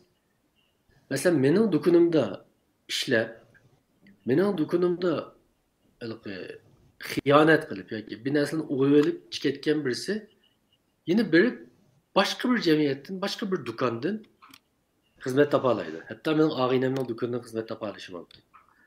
Mavi ayadımından kıgan, yine maya keptu demeydi. Ondan oğandikin, siz sadır kılgan haillikinin cezasını ictimai cihaz yapmağanlıkınız için haillik yolu da yine erkin azadı dağdan kademle veren ne yürüyen gepte böyle. Ben bu şinçteki tulaklama kılay. Hoş. Hakikaten yani işkilinin sözlügen nersi insanın hakikaten için durdu resmen. Hem de sualını atlap giteymiş adam. Biz de bu şu derecede her işkilinin asasiyetin bu ictimai nazaret, muhabbet, nefret, haillik kılıvatkanlığa nispeten. Hem de vatanın işçi ve sırtıda muhaciretteki ahvalı bozulmuş olsa da. Biz hem de İslam'da bir cemiyetki umumi qarğa vaqtimizda bizning muhabbet, nefret, köz qarışımız müşteriye tövellep ketdi mi? Qaysi seviyede biz mesela? Adyanı başsak. Bu seviye degende sen Abdurrahim degendek Adam böyle cemiyet tekşürüp, anket işiltip, bir körüşüp, her tarafta tekşürüş ihtiyacımız var. Seviyeden bekrak, bu şu hazır biz deyişvatkan tema, bu mankurtluğun ifadelerinin tiği qaraydigan bolsak, yani bir insanın iş hareketide aldı bilen, iş hareketinin en tigide nimi yatıdı? Bir işiniş yatıdı. Bu işiniş itiqat buluş mümkün. Din. Bunun farklı varyantları var. Onun dinkin bir kaderiyet yani. Kaderiyet dinim şu. Yani siz vatanperverlik deyimiz, onun için hemkarlık deyimiz, fidakarlık deyimiz, şefkat deyimiz, malan demekçi ben. Onu hayırlıkka derhal karşı çıkış, zulümge karşı çıkış, adalet bu hem mesela kaderiyet kıymet qaraş. Hareketni ma'naviga qilgan narsa. Shunisi tuyg'u var aşın içinde. Siz mesela millet tarafidan qabul qilingan yoki e'tiqodingizni taqozo qilgan bir harakatni qilgan vaqtingizda tabiiyat xushal bo'lasiz. Yani kılamığa vaxtınızda açacağınız ki olur. Mesela ballarımız gibimizge kirse hoş olmaz, ya hata çıkıp koysa açıklap ketimiz. Aşı açıklap için keyinde emniyette bir elqada mende kıymet qaraş yatıdı. En ahırda degendek bir neticesi, hareketimizin neticesi çıkıdı. Biz yani seviyesini bekrak, aşı hareketinin tigilik ya şu ben devamlık deyim, şu kıymet qaraş. Yani benimki devamlık dediğim kaderiyet diye qaraydigan bolsak, mushuningki ne kadar aciz şartqanlığını kürelayma hem şu köz qarashimni ching turalayma deb o'ylayman. Çünkü mana bir misolga bersek, bu manqurt deyli, bunchula haliqidek erkin yoki hech qanday bo'lmagandek bo'lib ketishini sababida dal shu bizning Uyg'urni Uyg'ur qilib turgan shunday qadriyatlarimizningki tamamen ajizlashib, uning o'rniga Xitoylarniki sizib bergan yoki Xitoylar ko'rsatib bergan shu yo'l xeritasi demdik yoki bir chambar demdik yo bir doira demdik, bir yo'l demdik.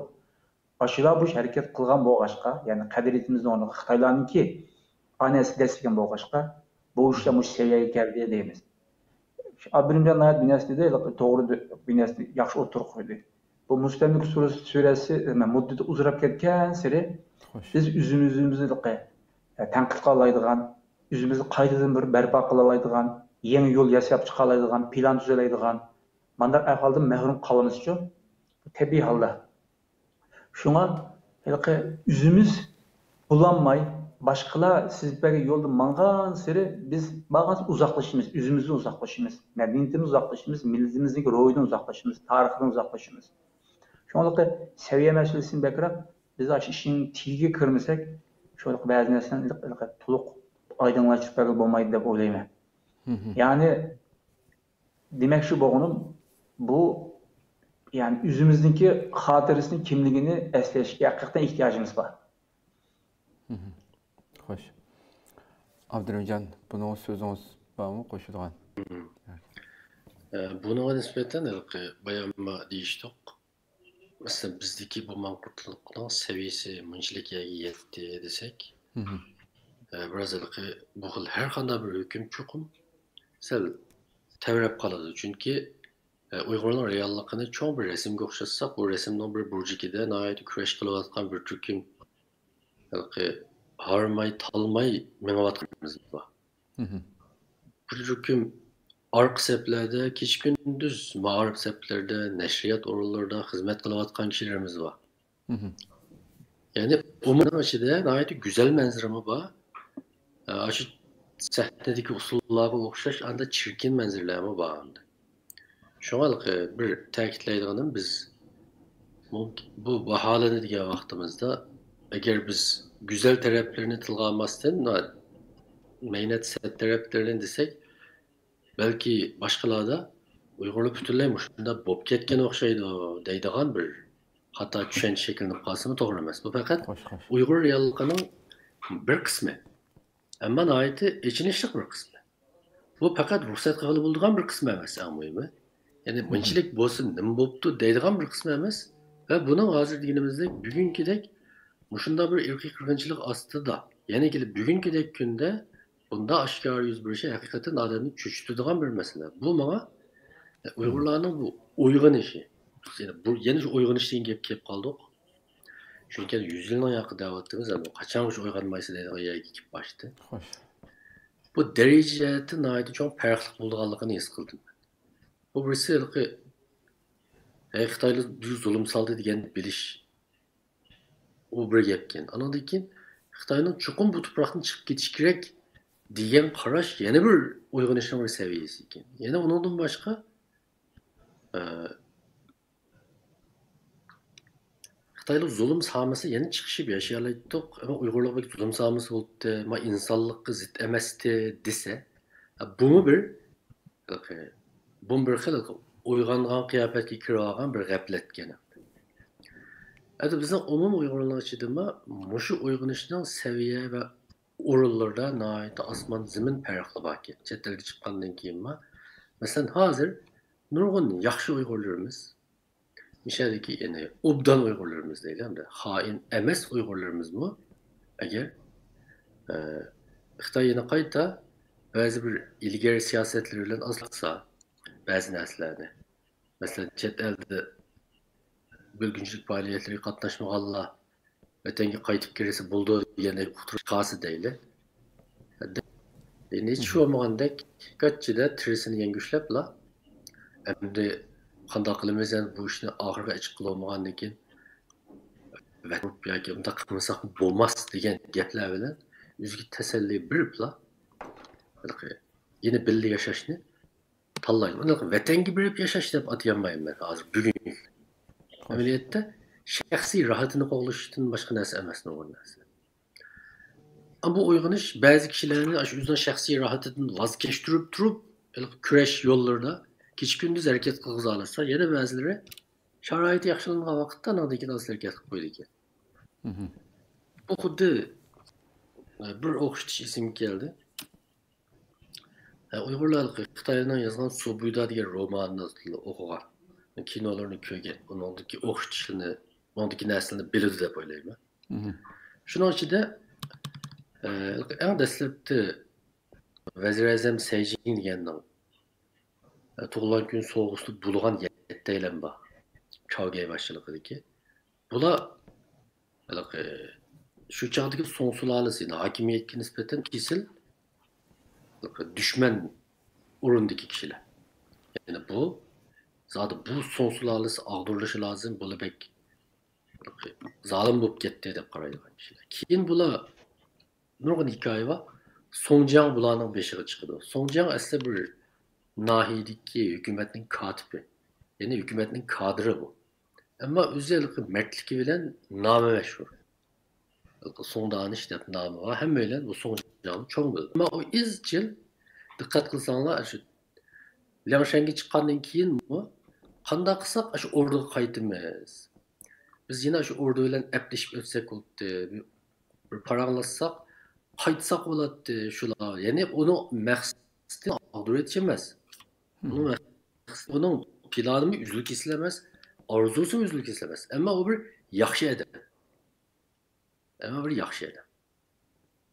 Bunu misal qilishim, mesela onun içindeki Lin Chun var. O armiyanın bir generali, meşgabılı. Lu Junyi deb yana birisi var. Bir qanchasi var. Ko'pinchisi son sulalasi azroq o'ngshansizlar qaytib kelsak bo'laverdi.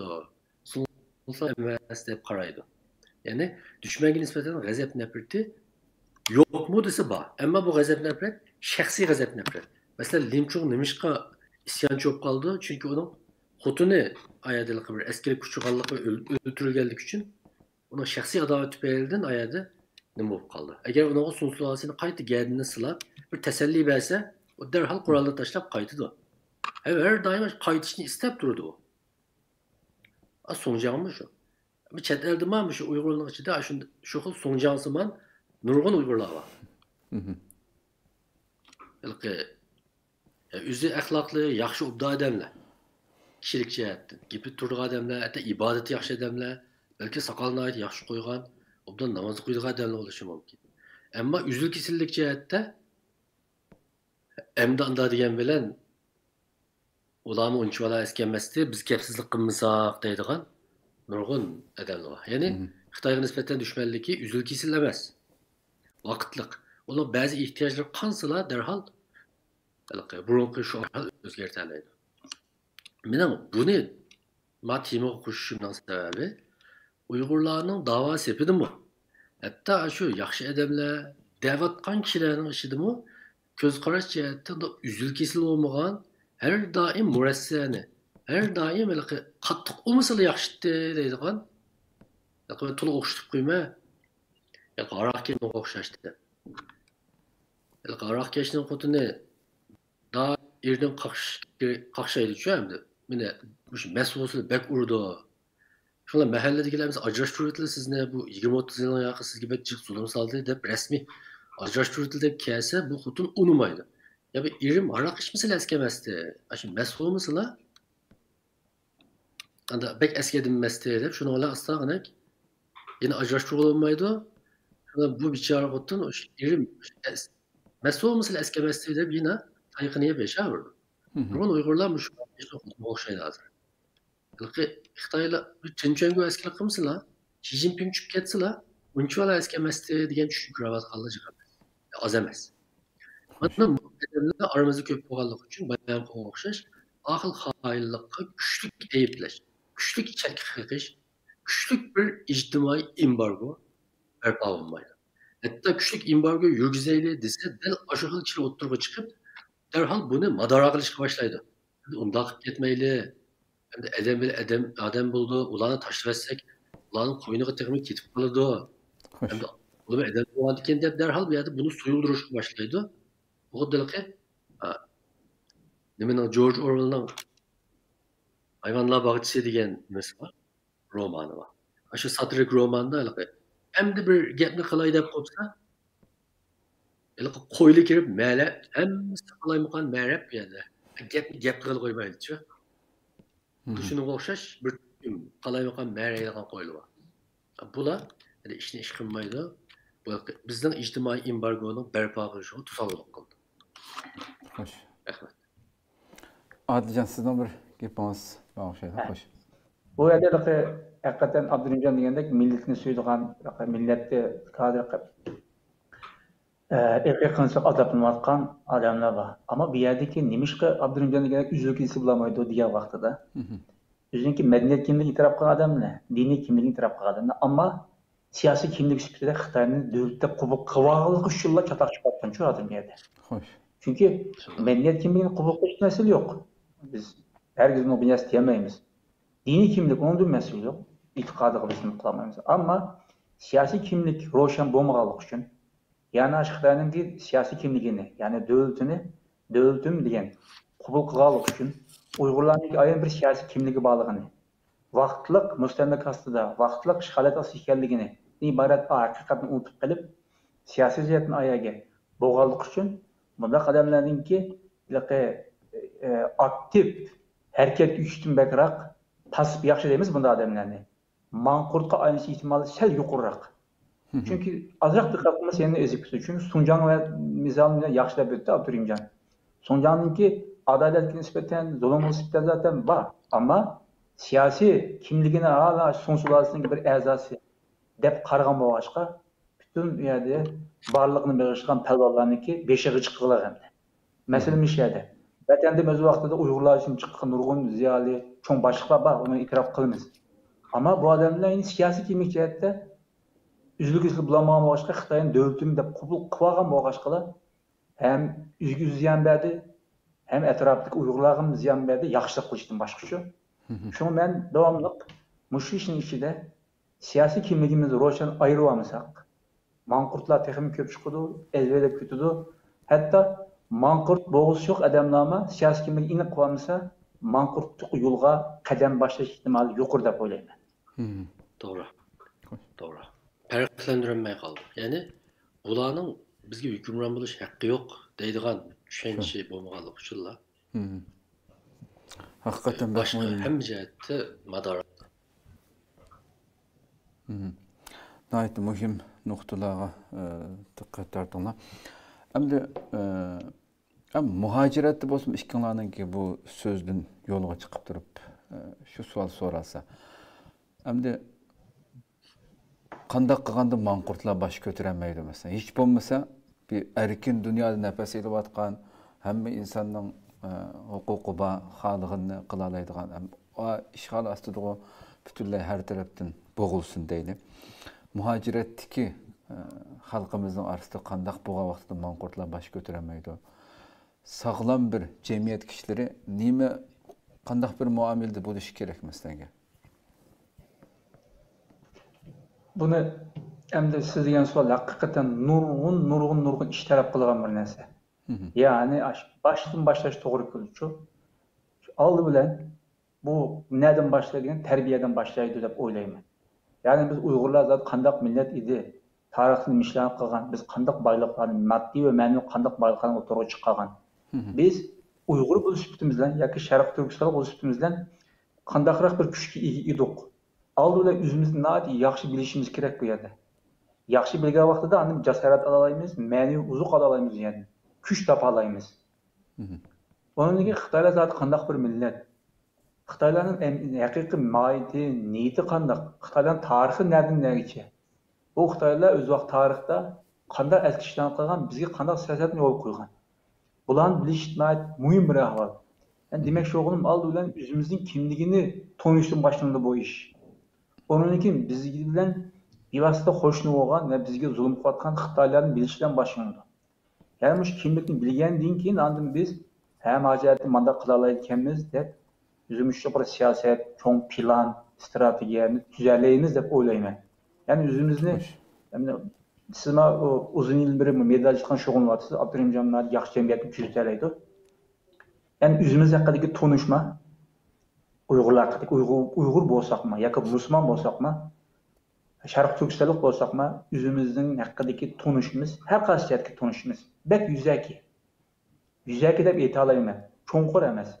Eğer bir insan bir neresini bilgen, çonkur bilgen vaxtıda, tebi yaldı bilgen neresini tepekkur kılgan ki, hareket götürücü bundan insan. Oxşaşta Xitay hakkında nurgun məlumatla çonkur bir düşünce ilgi bolğandan keyin bununki türküsü de insan orunda turamaydı herkes. Çokum hareket götürüsü kep hazırki reallıkın oğun şıgısı geldi. Bu halkılık intihar mühim nesile. Çünkü bir nesin birisi bilgenligi tepekkur kılsa, tepekkur kılgan keyin tabiatı bu hareket kılındıgan nersi şu. Şuna biz aldıran kimligimizni, hem Xitayning kimligini yaxshi bir her qaysi jihatdan diniy nuqtadan tushuntirishimiz kerak. Onu ziyolilar o'ziniki qalami bilan tushuntirish kerak. Bu yaxshi gap qila oladiganlar shu nutq orqali yaxshi tushuntira olish kerak. Hech qanday qo'ldan kelmaydiganlar o'zining amaliy hareket bilan o'zimizning qanday ekanligini bildira olishimiz kerak va Xitoyniki qanday insonlar ekanligini, qanday millat ekanligini deb bera olishimiz kerak. Bilish, tunish bek muhim. To'rt xil inson bor deb o'ylaydigan birisi fakat tefekkür kılmadığı insanlar yani mankurtlar. İkincisi tefekkür kıldıgan oylaydıgan insanlar. Ama üçüncüsü tefekkür kılmadı ama hareket kılgan insanlar. Vurra sizlere hareket oturuşup kıldıgan insanlar. Bizde şu dördüncü insanlar hem tefekkür kıldıgan hem hareket kıldıgan insanlar. Biz dördüncü xil insan bulalsak hem oylaydıgan, oylayış için çünkü malumat lazım. Düşünce lazım. Uçur lazım, bilim lazım. Bularni öğrengenken hareket gütelayimizde hem oylayaladigan hem tefekkür kılaydigan hem hareket gütelaydigan mandaq bir insanlarning soni sal ko'paygan vaqtida bu manqurtlarninki ezvaylab chiqishi bek tez to'xtaydi. Ama üçüncü xil men biraz bunu deb o'tgan 3 xil insonlarninki eğer hem hareket götmese o'ylaganlar bilan hareket moslashtirmasa yani manqurtlish ihtimoli nisbatan yuqori deb o'ylayman. Hoş. Abdurrahimcan. Buna ma'lum jihatga javobini biz bayamqi savolda so'zlab böyle. Bizdeki ijtimoiy embargoning ojizligi. Qilishning yana bir naq usulning birisi. Balki qila olaylik, qilolmaylik o ayrilmasida. Javob bo'lishni shu oramizdagi ijtimoiy embargoni kuchaytirish. Hatta biz hozir birisimizni vatan millat uchun xizmat qilgan odamni yoki namoyish chiqadigan odamni vatanni millat uchun yana bir ish qilmamni pozitsiyasiga qadar do'st dushmanlik munosabatimizni eklashimiz lozim deb o'ylayman. Jinoiy prinsip holatda har qanday Uyg'ur bilan eg'iz burun yalashib yashayversak, vatan millat uchun hech qanday harakat qilmaydigan, botirmaslik hajlamaydigan, ilmi botir ishlatmaydigan kishilarning millat tarafidan hech qanday yetilmasligi, ularning oldida ajab mundoq qilganimga deydigan bir jazoni tortmasligi odil ish emas. Manchi bo'lsang deb o'ylayman. Bunda bir narsani yezib qo'yish kerak. Hayot jasadlar deganim men qo'llanmayman. Masalan, hozir chet elda nomul sonni erkin yozgan bir chet ellik doktorlar deb 2-3 tur bir kitap bor. Shuning ichida bir 200 doktor bor bilishimcha. Ondan keyin nurg'un doktorlar yetishdi. Endi anglaymiz endi Yaponiyada manchisi bor ekan, u yerda manchisi bor ekan deb. Ammo davo sirpida harakat qilayotgan doktor nechisi bor? Millat turmushida ish qilayotgan doktor nechisi bor? Hammasi maxfiy ish qilayotganmidi? Hammasi hech kim bilmaydigan ishlar bilan shug'ullanayotganmidi? Menimcha ashularmi xoinlarning eng cho'nglari. Chunki bir millatning ichida iqtisodiy jihati, bilim jihati qancha kuchli bo'lgan siri mas'uliyatingizni ado qilmasangiz, siz o'xshashli xoinlik qilgan bo'lasiz. Xuddi bir uyga o'g'ri keldi deyli. Yo'g'on bir akademiyasi bor, kuchi bor. Kelgan o'g'ri qarab turdi. Bu o'g'ri hamma narsa epchi ketdi. Shuning bilan biz ham akin nima deymiz? Ayblamam deymiz. Ayblaymiz, go'y sen cho'ng tutsang nima qilma o'g'rini umaysa, tutmaysa deymiz. Endi maytum o'g'irlik qilmaganligini ayblamanglar, u o'zi o'g'ri emas ekandan buqa. Amaliyotda o'g'riga o'xshash. Chunki bu o'g'irlikqa qarab turdi. Xuddi shunga o'xshash, o'zingizning jamiyati bu qadar dafsanda qilinayotsa, millatingiz bu qadar xorlanayotsa, endi hech bo'lmagandek idorangizga berib, xizmatingizni qilib, maoshingizni olib, ta'tilingizni qilib, dengiz bo'ylarida sayohat qilib, yüzib, yashab yuraolishingiz, bu xoinlik emasmi? Xoinlik qilish uchun chuqur Xitoyga chiqib qo'yish, Xitoyni bilan bir resim tushish. Birlik resimga tushish kerak emas. Men mishadilga mushun bir ta'kidlagim keldi hozir. Xoinlikimiz xos shular uchun xizmat qilishni desak, bak keng o'lcham qo'ygan bo'lamiz. Bayam deganimga o'xshash. Uyingizga o'g'ri kirsa qarab tursangiz, uni hech qanday qarshi harakat qilmasangiz, sizning u xoinning dushmanining farqingiz bor. Nurg'un baylarimiz bor.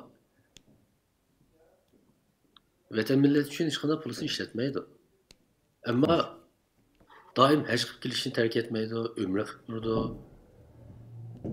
Bu qanday bir musulmonlik endi bu? Menimcha, ma'qul xoinlikning ziyni texmi ig'ir. Chunki oshkor xoinlik siz qarab turib xoinlik ekanligini bilalaysiz. Xoinlikning ziyni qarab turgan nurg'un Uyg'urlar bor. Mush odamlarmi cho'ng odamlar bir narsani bilib shunday qiladi. Mush odamlarning shu kuyunga qolganda bizni qisib yashaydi deydigan nurg'un kishilar bor. Buning ziyni texmi ig'ir. Şunu men bunun için lazım deb o'ylayman. Dal mushu qatlam, dal mushu xilliqi atalmış yaxshi deb qaraladigan, ammo vatan millatning hech qanday g'amini yemay, uning faoliyatlariga harakatidan yiroq turgan mushu atalmış yaxshilar qatlami, chet elga davoyimizni keyinga tortadigan eng yomon qatlam. Xo'sh. O'xshatib, tirik jasadlar deb-ku, tirik jasadlar. Bu dal mushu manqurtni ifodalash uchun obrazga bir o'xshash oldu. Siz jasad, ama tirik. Ya'niki insonni harakatlantirgan narsa nima desiniz? Ishik ruh, can shundaqmi? Biz canni ya shu millatimizningki madaniyatiga, onun keyin külturiga, tiliga, o'tmishiga, tarixiy menda xotirasiga, ijtimoiy xotirasiga o'xshatsak, onun keyin shu narsalarni biz harakat qila olamiz. Dal aş işimiz aş narsa bo'lmaganlik uchun, ya'ni terimiz suyutilganlik uchun biz harakat qilamiz yo'q, ama tirik, lekin biz jasaddek hech qanday rolimiz yo'q. Xo'sh. Bu manqurtlik uchun yaxshi bir o'xshatish oldu. Ro'yingiz yo'q, ama siz jismingiz bor. Chunki ruh degan narsa dal bir millatningki, men degandek shu tildan, dindan, e'tiqoddan, madaniyatdan, tarixiy o'tmishidan, qayg'ulardan, azaplardan, qahramonlardan, güzel sanatlardan, taqdariyalarga olan ruhidan, çöllerden, muşlardan keladigan narsa bu. Muşlar bizni millatni harakatlantirgan narsalar. Bunun o'rni ya ajizlab ketgandan ya bo'lmagandan keyin biz mangadigan bir cesetke aylanıp kalmasın. Meňiwatymyz ama ceset. Hiç kana rolü yok. Ama bu hükümran güçü yoki işgal etki güçüne ait çoğun bir rolu var dep kaldygan bir narsa. Hoş.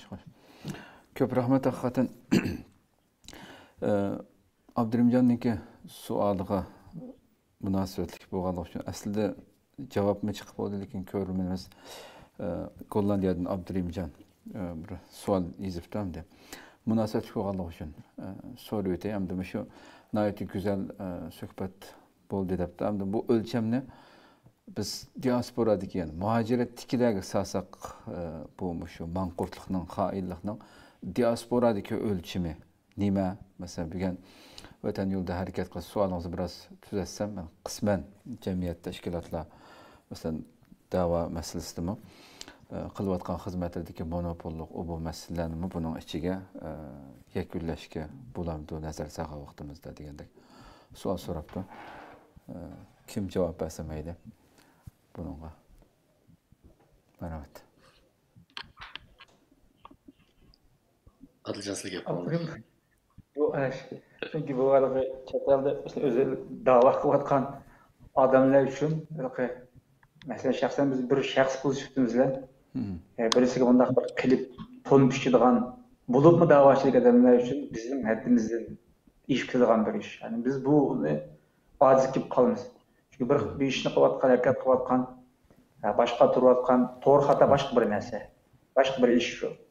Ular üçün əlaqədə təkküzlüğən bir işlərini qilish, şəxsən mən bir insan bu sütün bilən, bu benim qulum kıldığan şey emas. Ama biz degəndək biz ortaq qəbul qılğan prinsiplərimiz var, meydanımız var, millətinki qimmat qaraşları var, qədəriyyətləri var. Yani prinsipini biz təkidləsək bu dep oylayım. Bir şəxs üstüdən emas, yoki bir təşkilat, yoki mənim bir topluluq üstüdən emas. Şunlar dokunup durup ölçen bir kişi emas. Hemmemi bütün katlamda üstülagan, katlamdan halkıgan bir cemiyet karakterlik, ictimai karakterlik bir kaderiyetlerimizni təkidləsək, bu prinsiplerimizni qayta gün tərtibə gəlsək, insanlar şu şəxslər baha verdiği vaxtda bu prinsiplərə əsasən tutqu qılıb baha versə, belki nisbeten lillah, adillik bul dep oylayman. Lekin biz mamandaq dep kesip etsək, onun üstün çıxıb nima? Haddimizden aşkan bulumuz dep oylayman. Köp rahmet.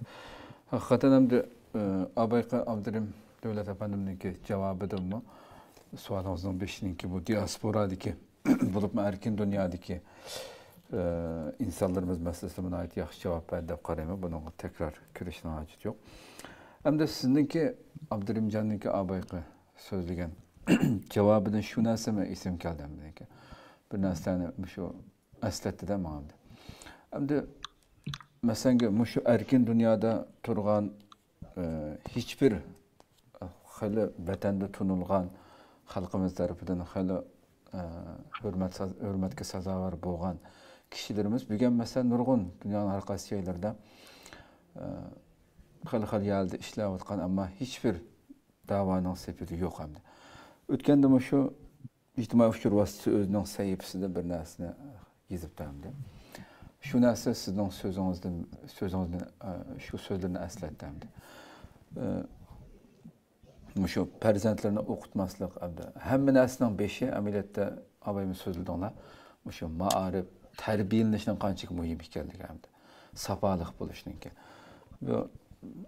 Bir qancha odam bilan o'tirsa bo'lgan parangni qilib, bolalarni o'qitmaydigan odamlarni mening ularga beradigan ta'birim ular hayvonlardir deb yozibdi. Handiki ostiga bir muncha gaplarni qilib, yana xulosalagan vaqtida shu istonchilar, o'chilar, buchilardan yiroq turib butunlay o'qish kerakligini debdi-da hamda. Üstünün cümlesining beshi to'g'ri bo'lgan bilan masalan vatandagilar xil bir saviyaga yetgan xil unvonli professor, doktorlarmi 100 minglagan xalqimizning ichidan yetishib chiqqanlar bor. Ular shu sistemining balları bo'lganligi uchun ya maoshimdan yoki jamiyatdagi o'rnimdan bundan ayrilib qolmayman deb nadallarga bevosita uningga ishlasin. Saviyaliklarmi ko'pinchisi bu millatga foydasidan ko'proq shu hakimiyetke paydası olur hamdi. Bu chet eldimiz sabay sözlegendek nurgun sahalda xizmat qilayotgan mushlarning bu eng boshda gunohkor bo'lganligini so'zildingiz hamdi. Ya'ni faqatla ya'ni masalan mushu tunilgan mushtiyalning degan gapidek masalan da'voning ichidagi u buni yaratmasligi mumkin. Saviyasiz deb qarashi mumkin. Har xil fikrda qarashi mumkin. Ammo lekin u bechoralar o'zi shu saviyada turib faqatla bir millatda agarda shu farzandlarni yaxshi o'qitib, hech bir narsaga aralashtirmay, ma'lum saviyagacha o'qisalam, u shu millat uchun, vatani uchun xizmat qiladigan saviyaga kelamdi bir inson yani. Hech bir da'voga aralashmay turib. Masalan, buningki gapining o'zi aralashmay yaxshi ma'lumotli bo'lsang, u kelgusida sen erishmoqchi bo'lgan shu vatan, shunda ma'lumotli inson lozim uningga. Vataning shunda xizmat qila olsa degan bir xulosani chiqaribdan bu so'zda. Sizlar bundan qanday qaraysizlar? Masalan, Abdurahmondan boshlasak maslaga. Bu hozirgi temamizga ozroq yetkazib ketamiz endi shunday deb so'rganligimiz uchun. Haliqi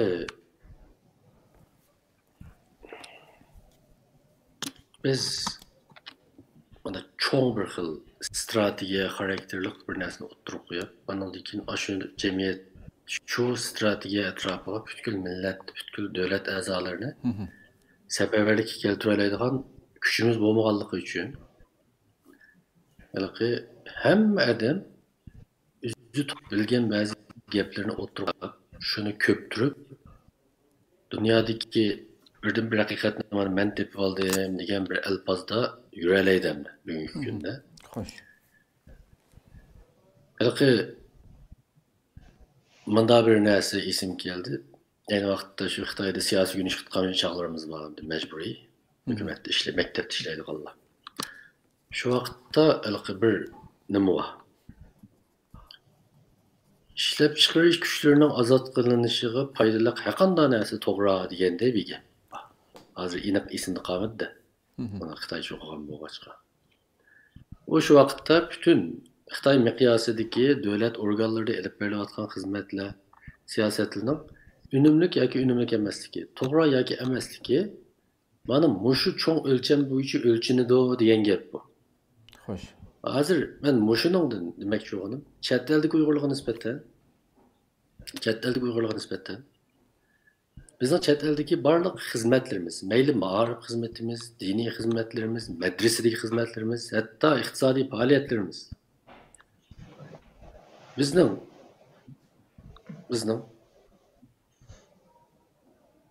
da'voyimizga foydaliqmi emasmi degan mushu o'lcham bo'yicha o'lch vaqtimizda anadagi nurg'un ishlar ratilindi deb o'ylayman. Xo'sh. Demek ki o'qinimni asli tushuntirardim deyman. Ya'ni masalan men balam yaxshi o'qishda vatan millat uchun bunday qilish kerak degan narsani o'shdan boshlab yetildirishim lozim.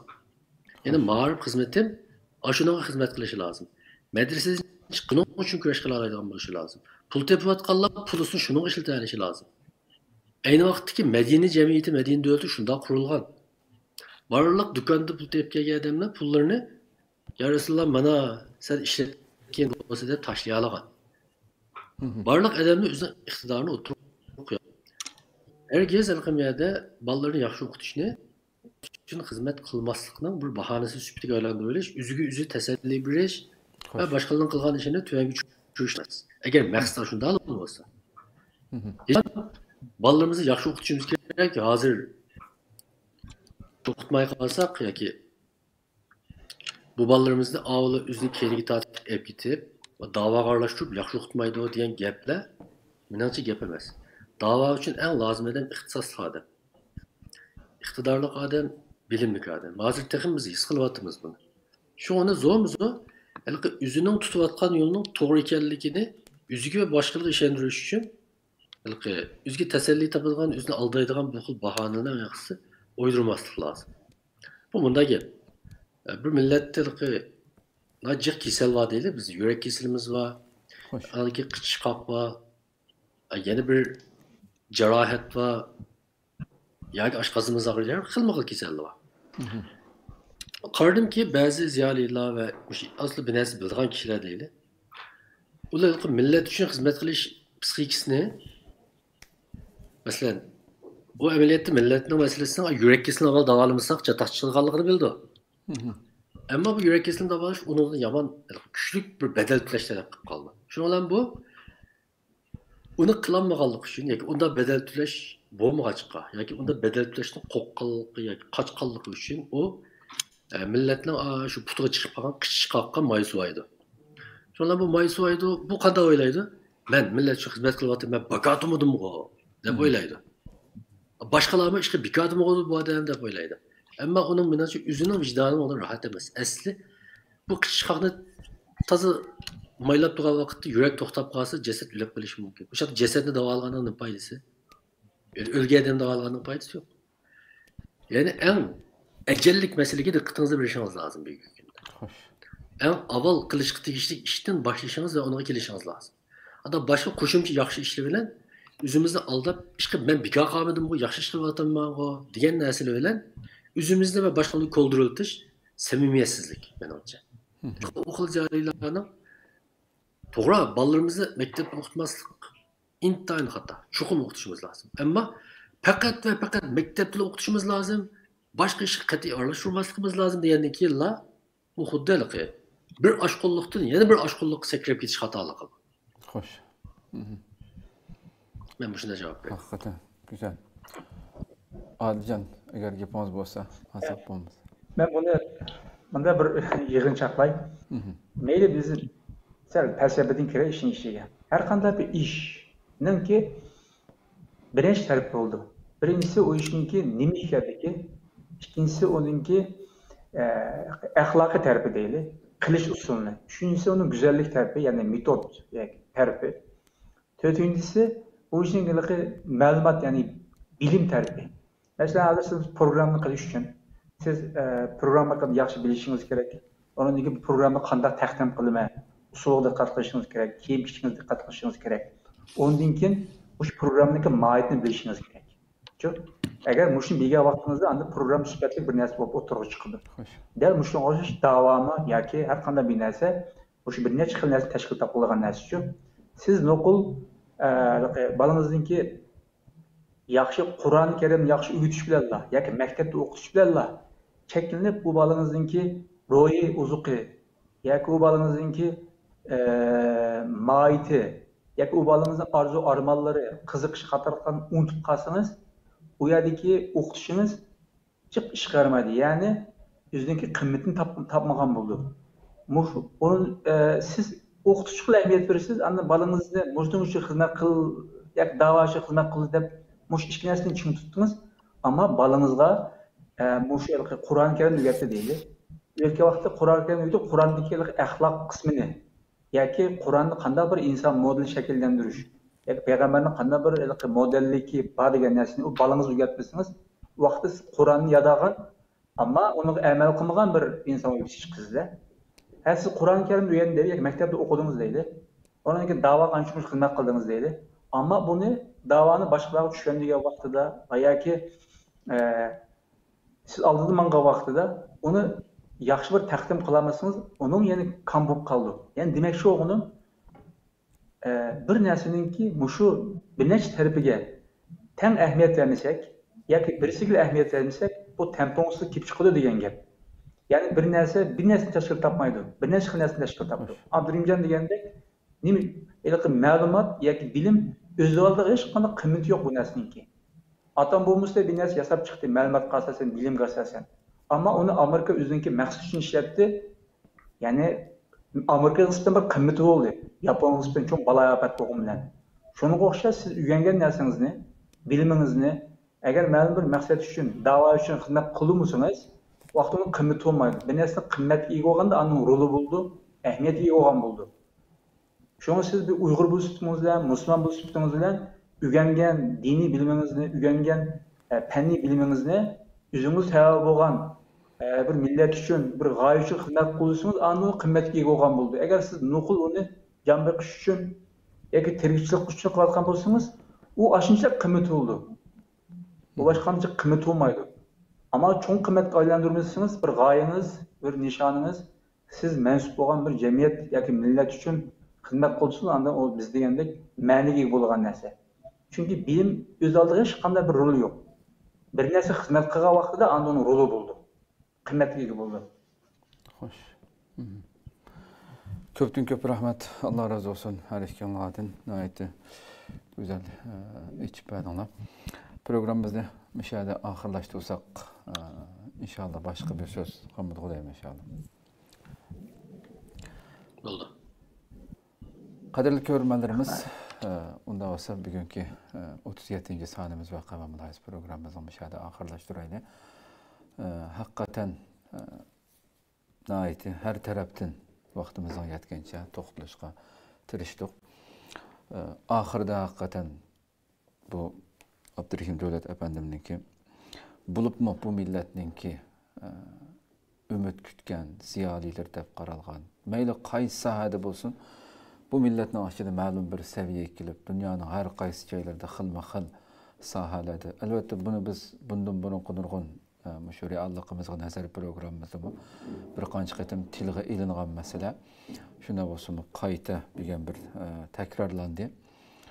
Manqurtluq, bir milletga xoinlik qilish degan faqatlam shu dushmanimiz bilan bir safda turish yoki shuningga ma'lumot yetkazish bilan lam cheklanmaydiganligi bu nihoyatda bir yangi bir panjaradan qarash va haqiqatan bu millat mushundaq bir ichinishliq vaziyatni boshdan kechirayotgan bir mezgilda bu millatning ichidan yetishgan, bu millatning nenni suyini ichib cho'ng bo'lgan, shu vatanning tuprog'ida tug'ilib cho'ng bo'lib, bugun dunyoning har qaysi joylarida xilma-xil sohalarda xizmat qilayotgan bir o'g'lanning yoki qizning mayli qaysi sohada bo'lsin, agar shu bilimini, shu saviyasini kunining ma'lum vaqtlarini albatta üntinsiz xizmat qilayotganlar yo'q deganlik emas, ammo shunchavala dunyoning har qaysi joylarida sonimiz oz emas bizningki. Ammo afsuski, ming afsuski ko'pinchalarning qilayotgan ishlaridan bu millatning na da'vosi, na boshqa tarafdan taraqqiy qilish uchun xizmat qilmaymi yashayotgan nurg'unlagan tirnoq ichidagi atalmish ziyolilar bor. Bularning shu dushman uchun bevosita xizmat qilmagan bo'lsa-mu, xizmat qilganlardan o'ta jinoyatchi bo'lganligi bugungi bu suhbatdan natija bo'lish bilan chiqadiganligi aniq. Albatta bular bu millati uchun qo'lidan kelganning ustiga xizmat qilish kerak bo'lgan kishilar aslida bulardi. Chunki bilimdisi bilim bor, sharoitisi sharoit bor. Mushunda turibmi yana bu millatning ahuzariga quloq solmaganlar eng cho'ng gunohkor bo'lishi mumkin hamda. Buni haqiqatan o'ylashga tegishli masala deb xulosalasak, Alloh subhanahu va taolo millatimizning ichidan mayli qaysi sohadagi bo'lsin va bu nomus qilmasdan chiqadiganlarga insof bersin deyli. Qalbi titirsin ularning. Rabbim bu beşimizdeki musibetlik küllerini en tez fırsatda kötürüp ötüşünü tilaş bilen ahırlaştıraylı. Allah subhanahu wa ta'ala ömür verse aldığımızdaki sandık görüşükçe aman boğayslar. Esselamu aleyküm ve rahmetullahi teala ve berekatuhu.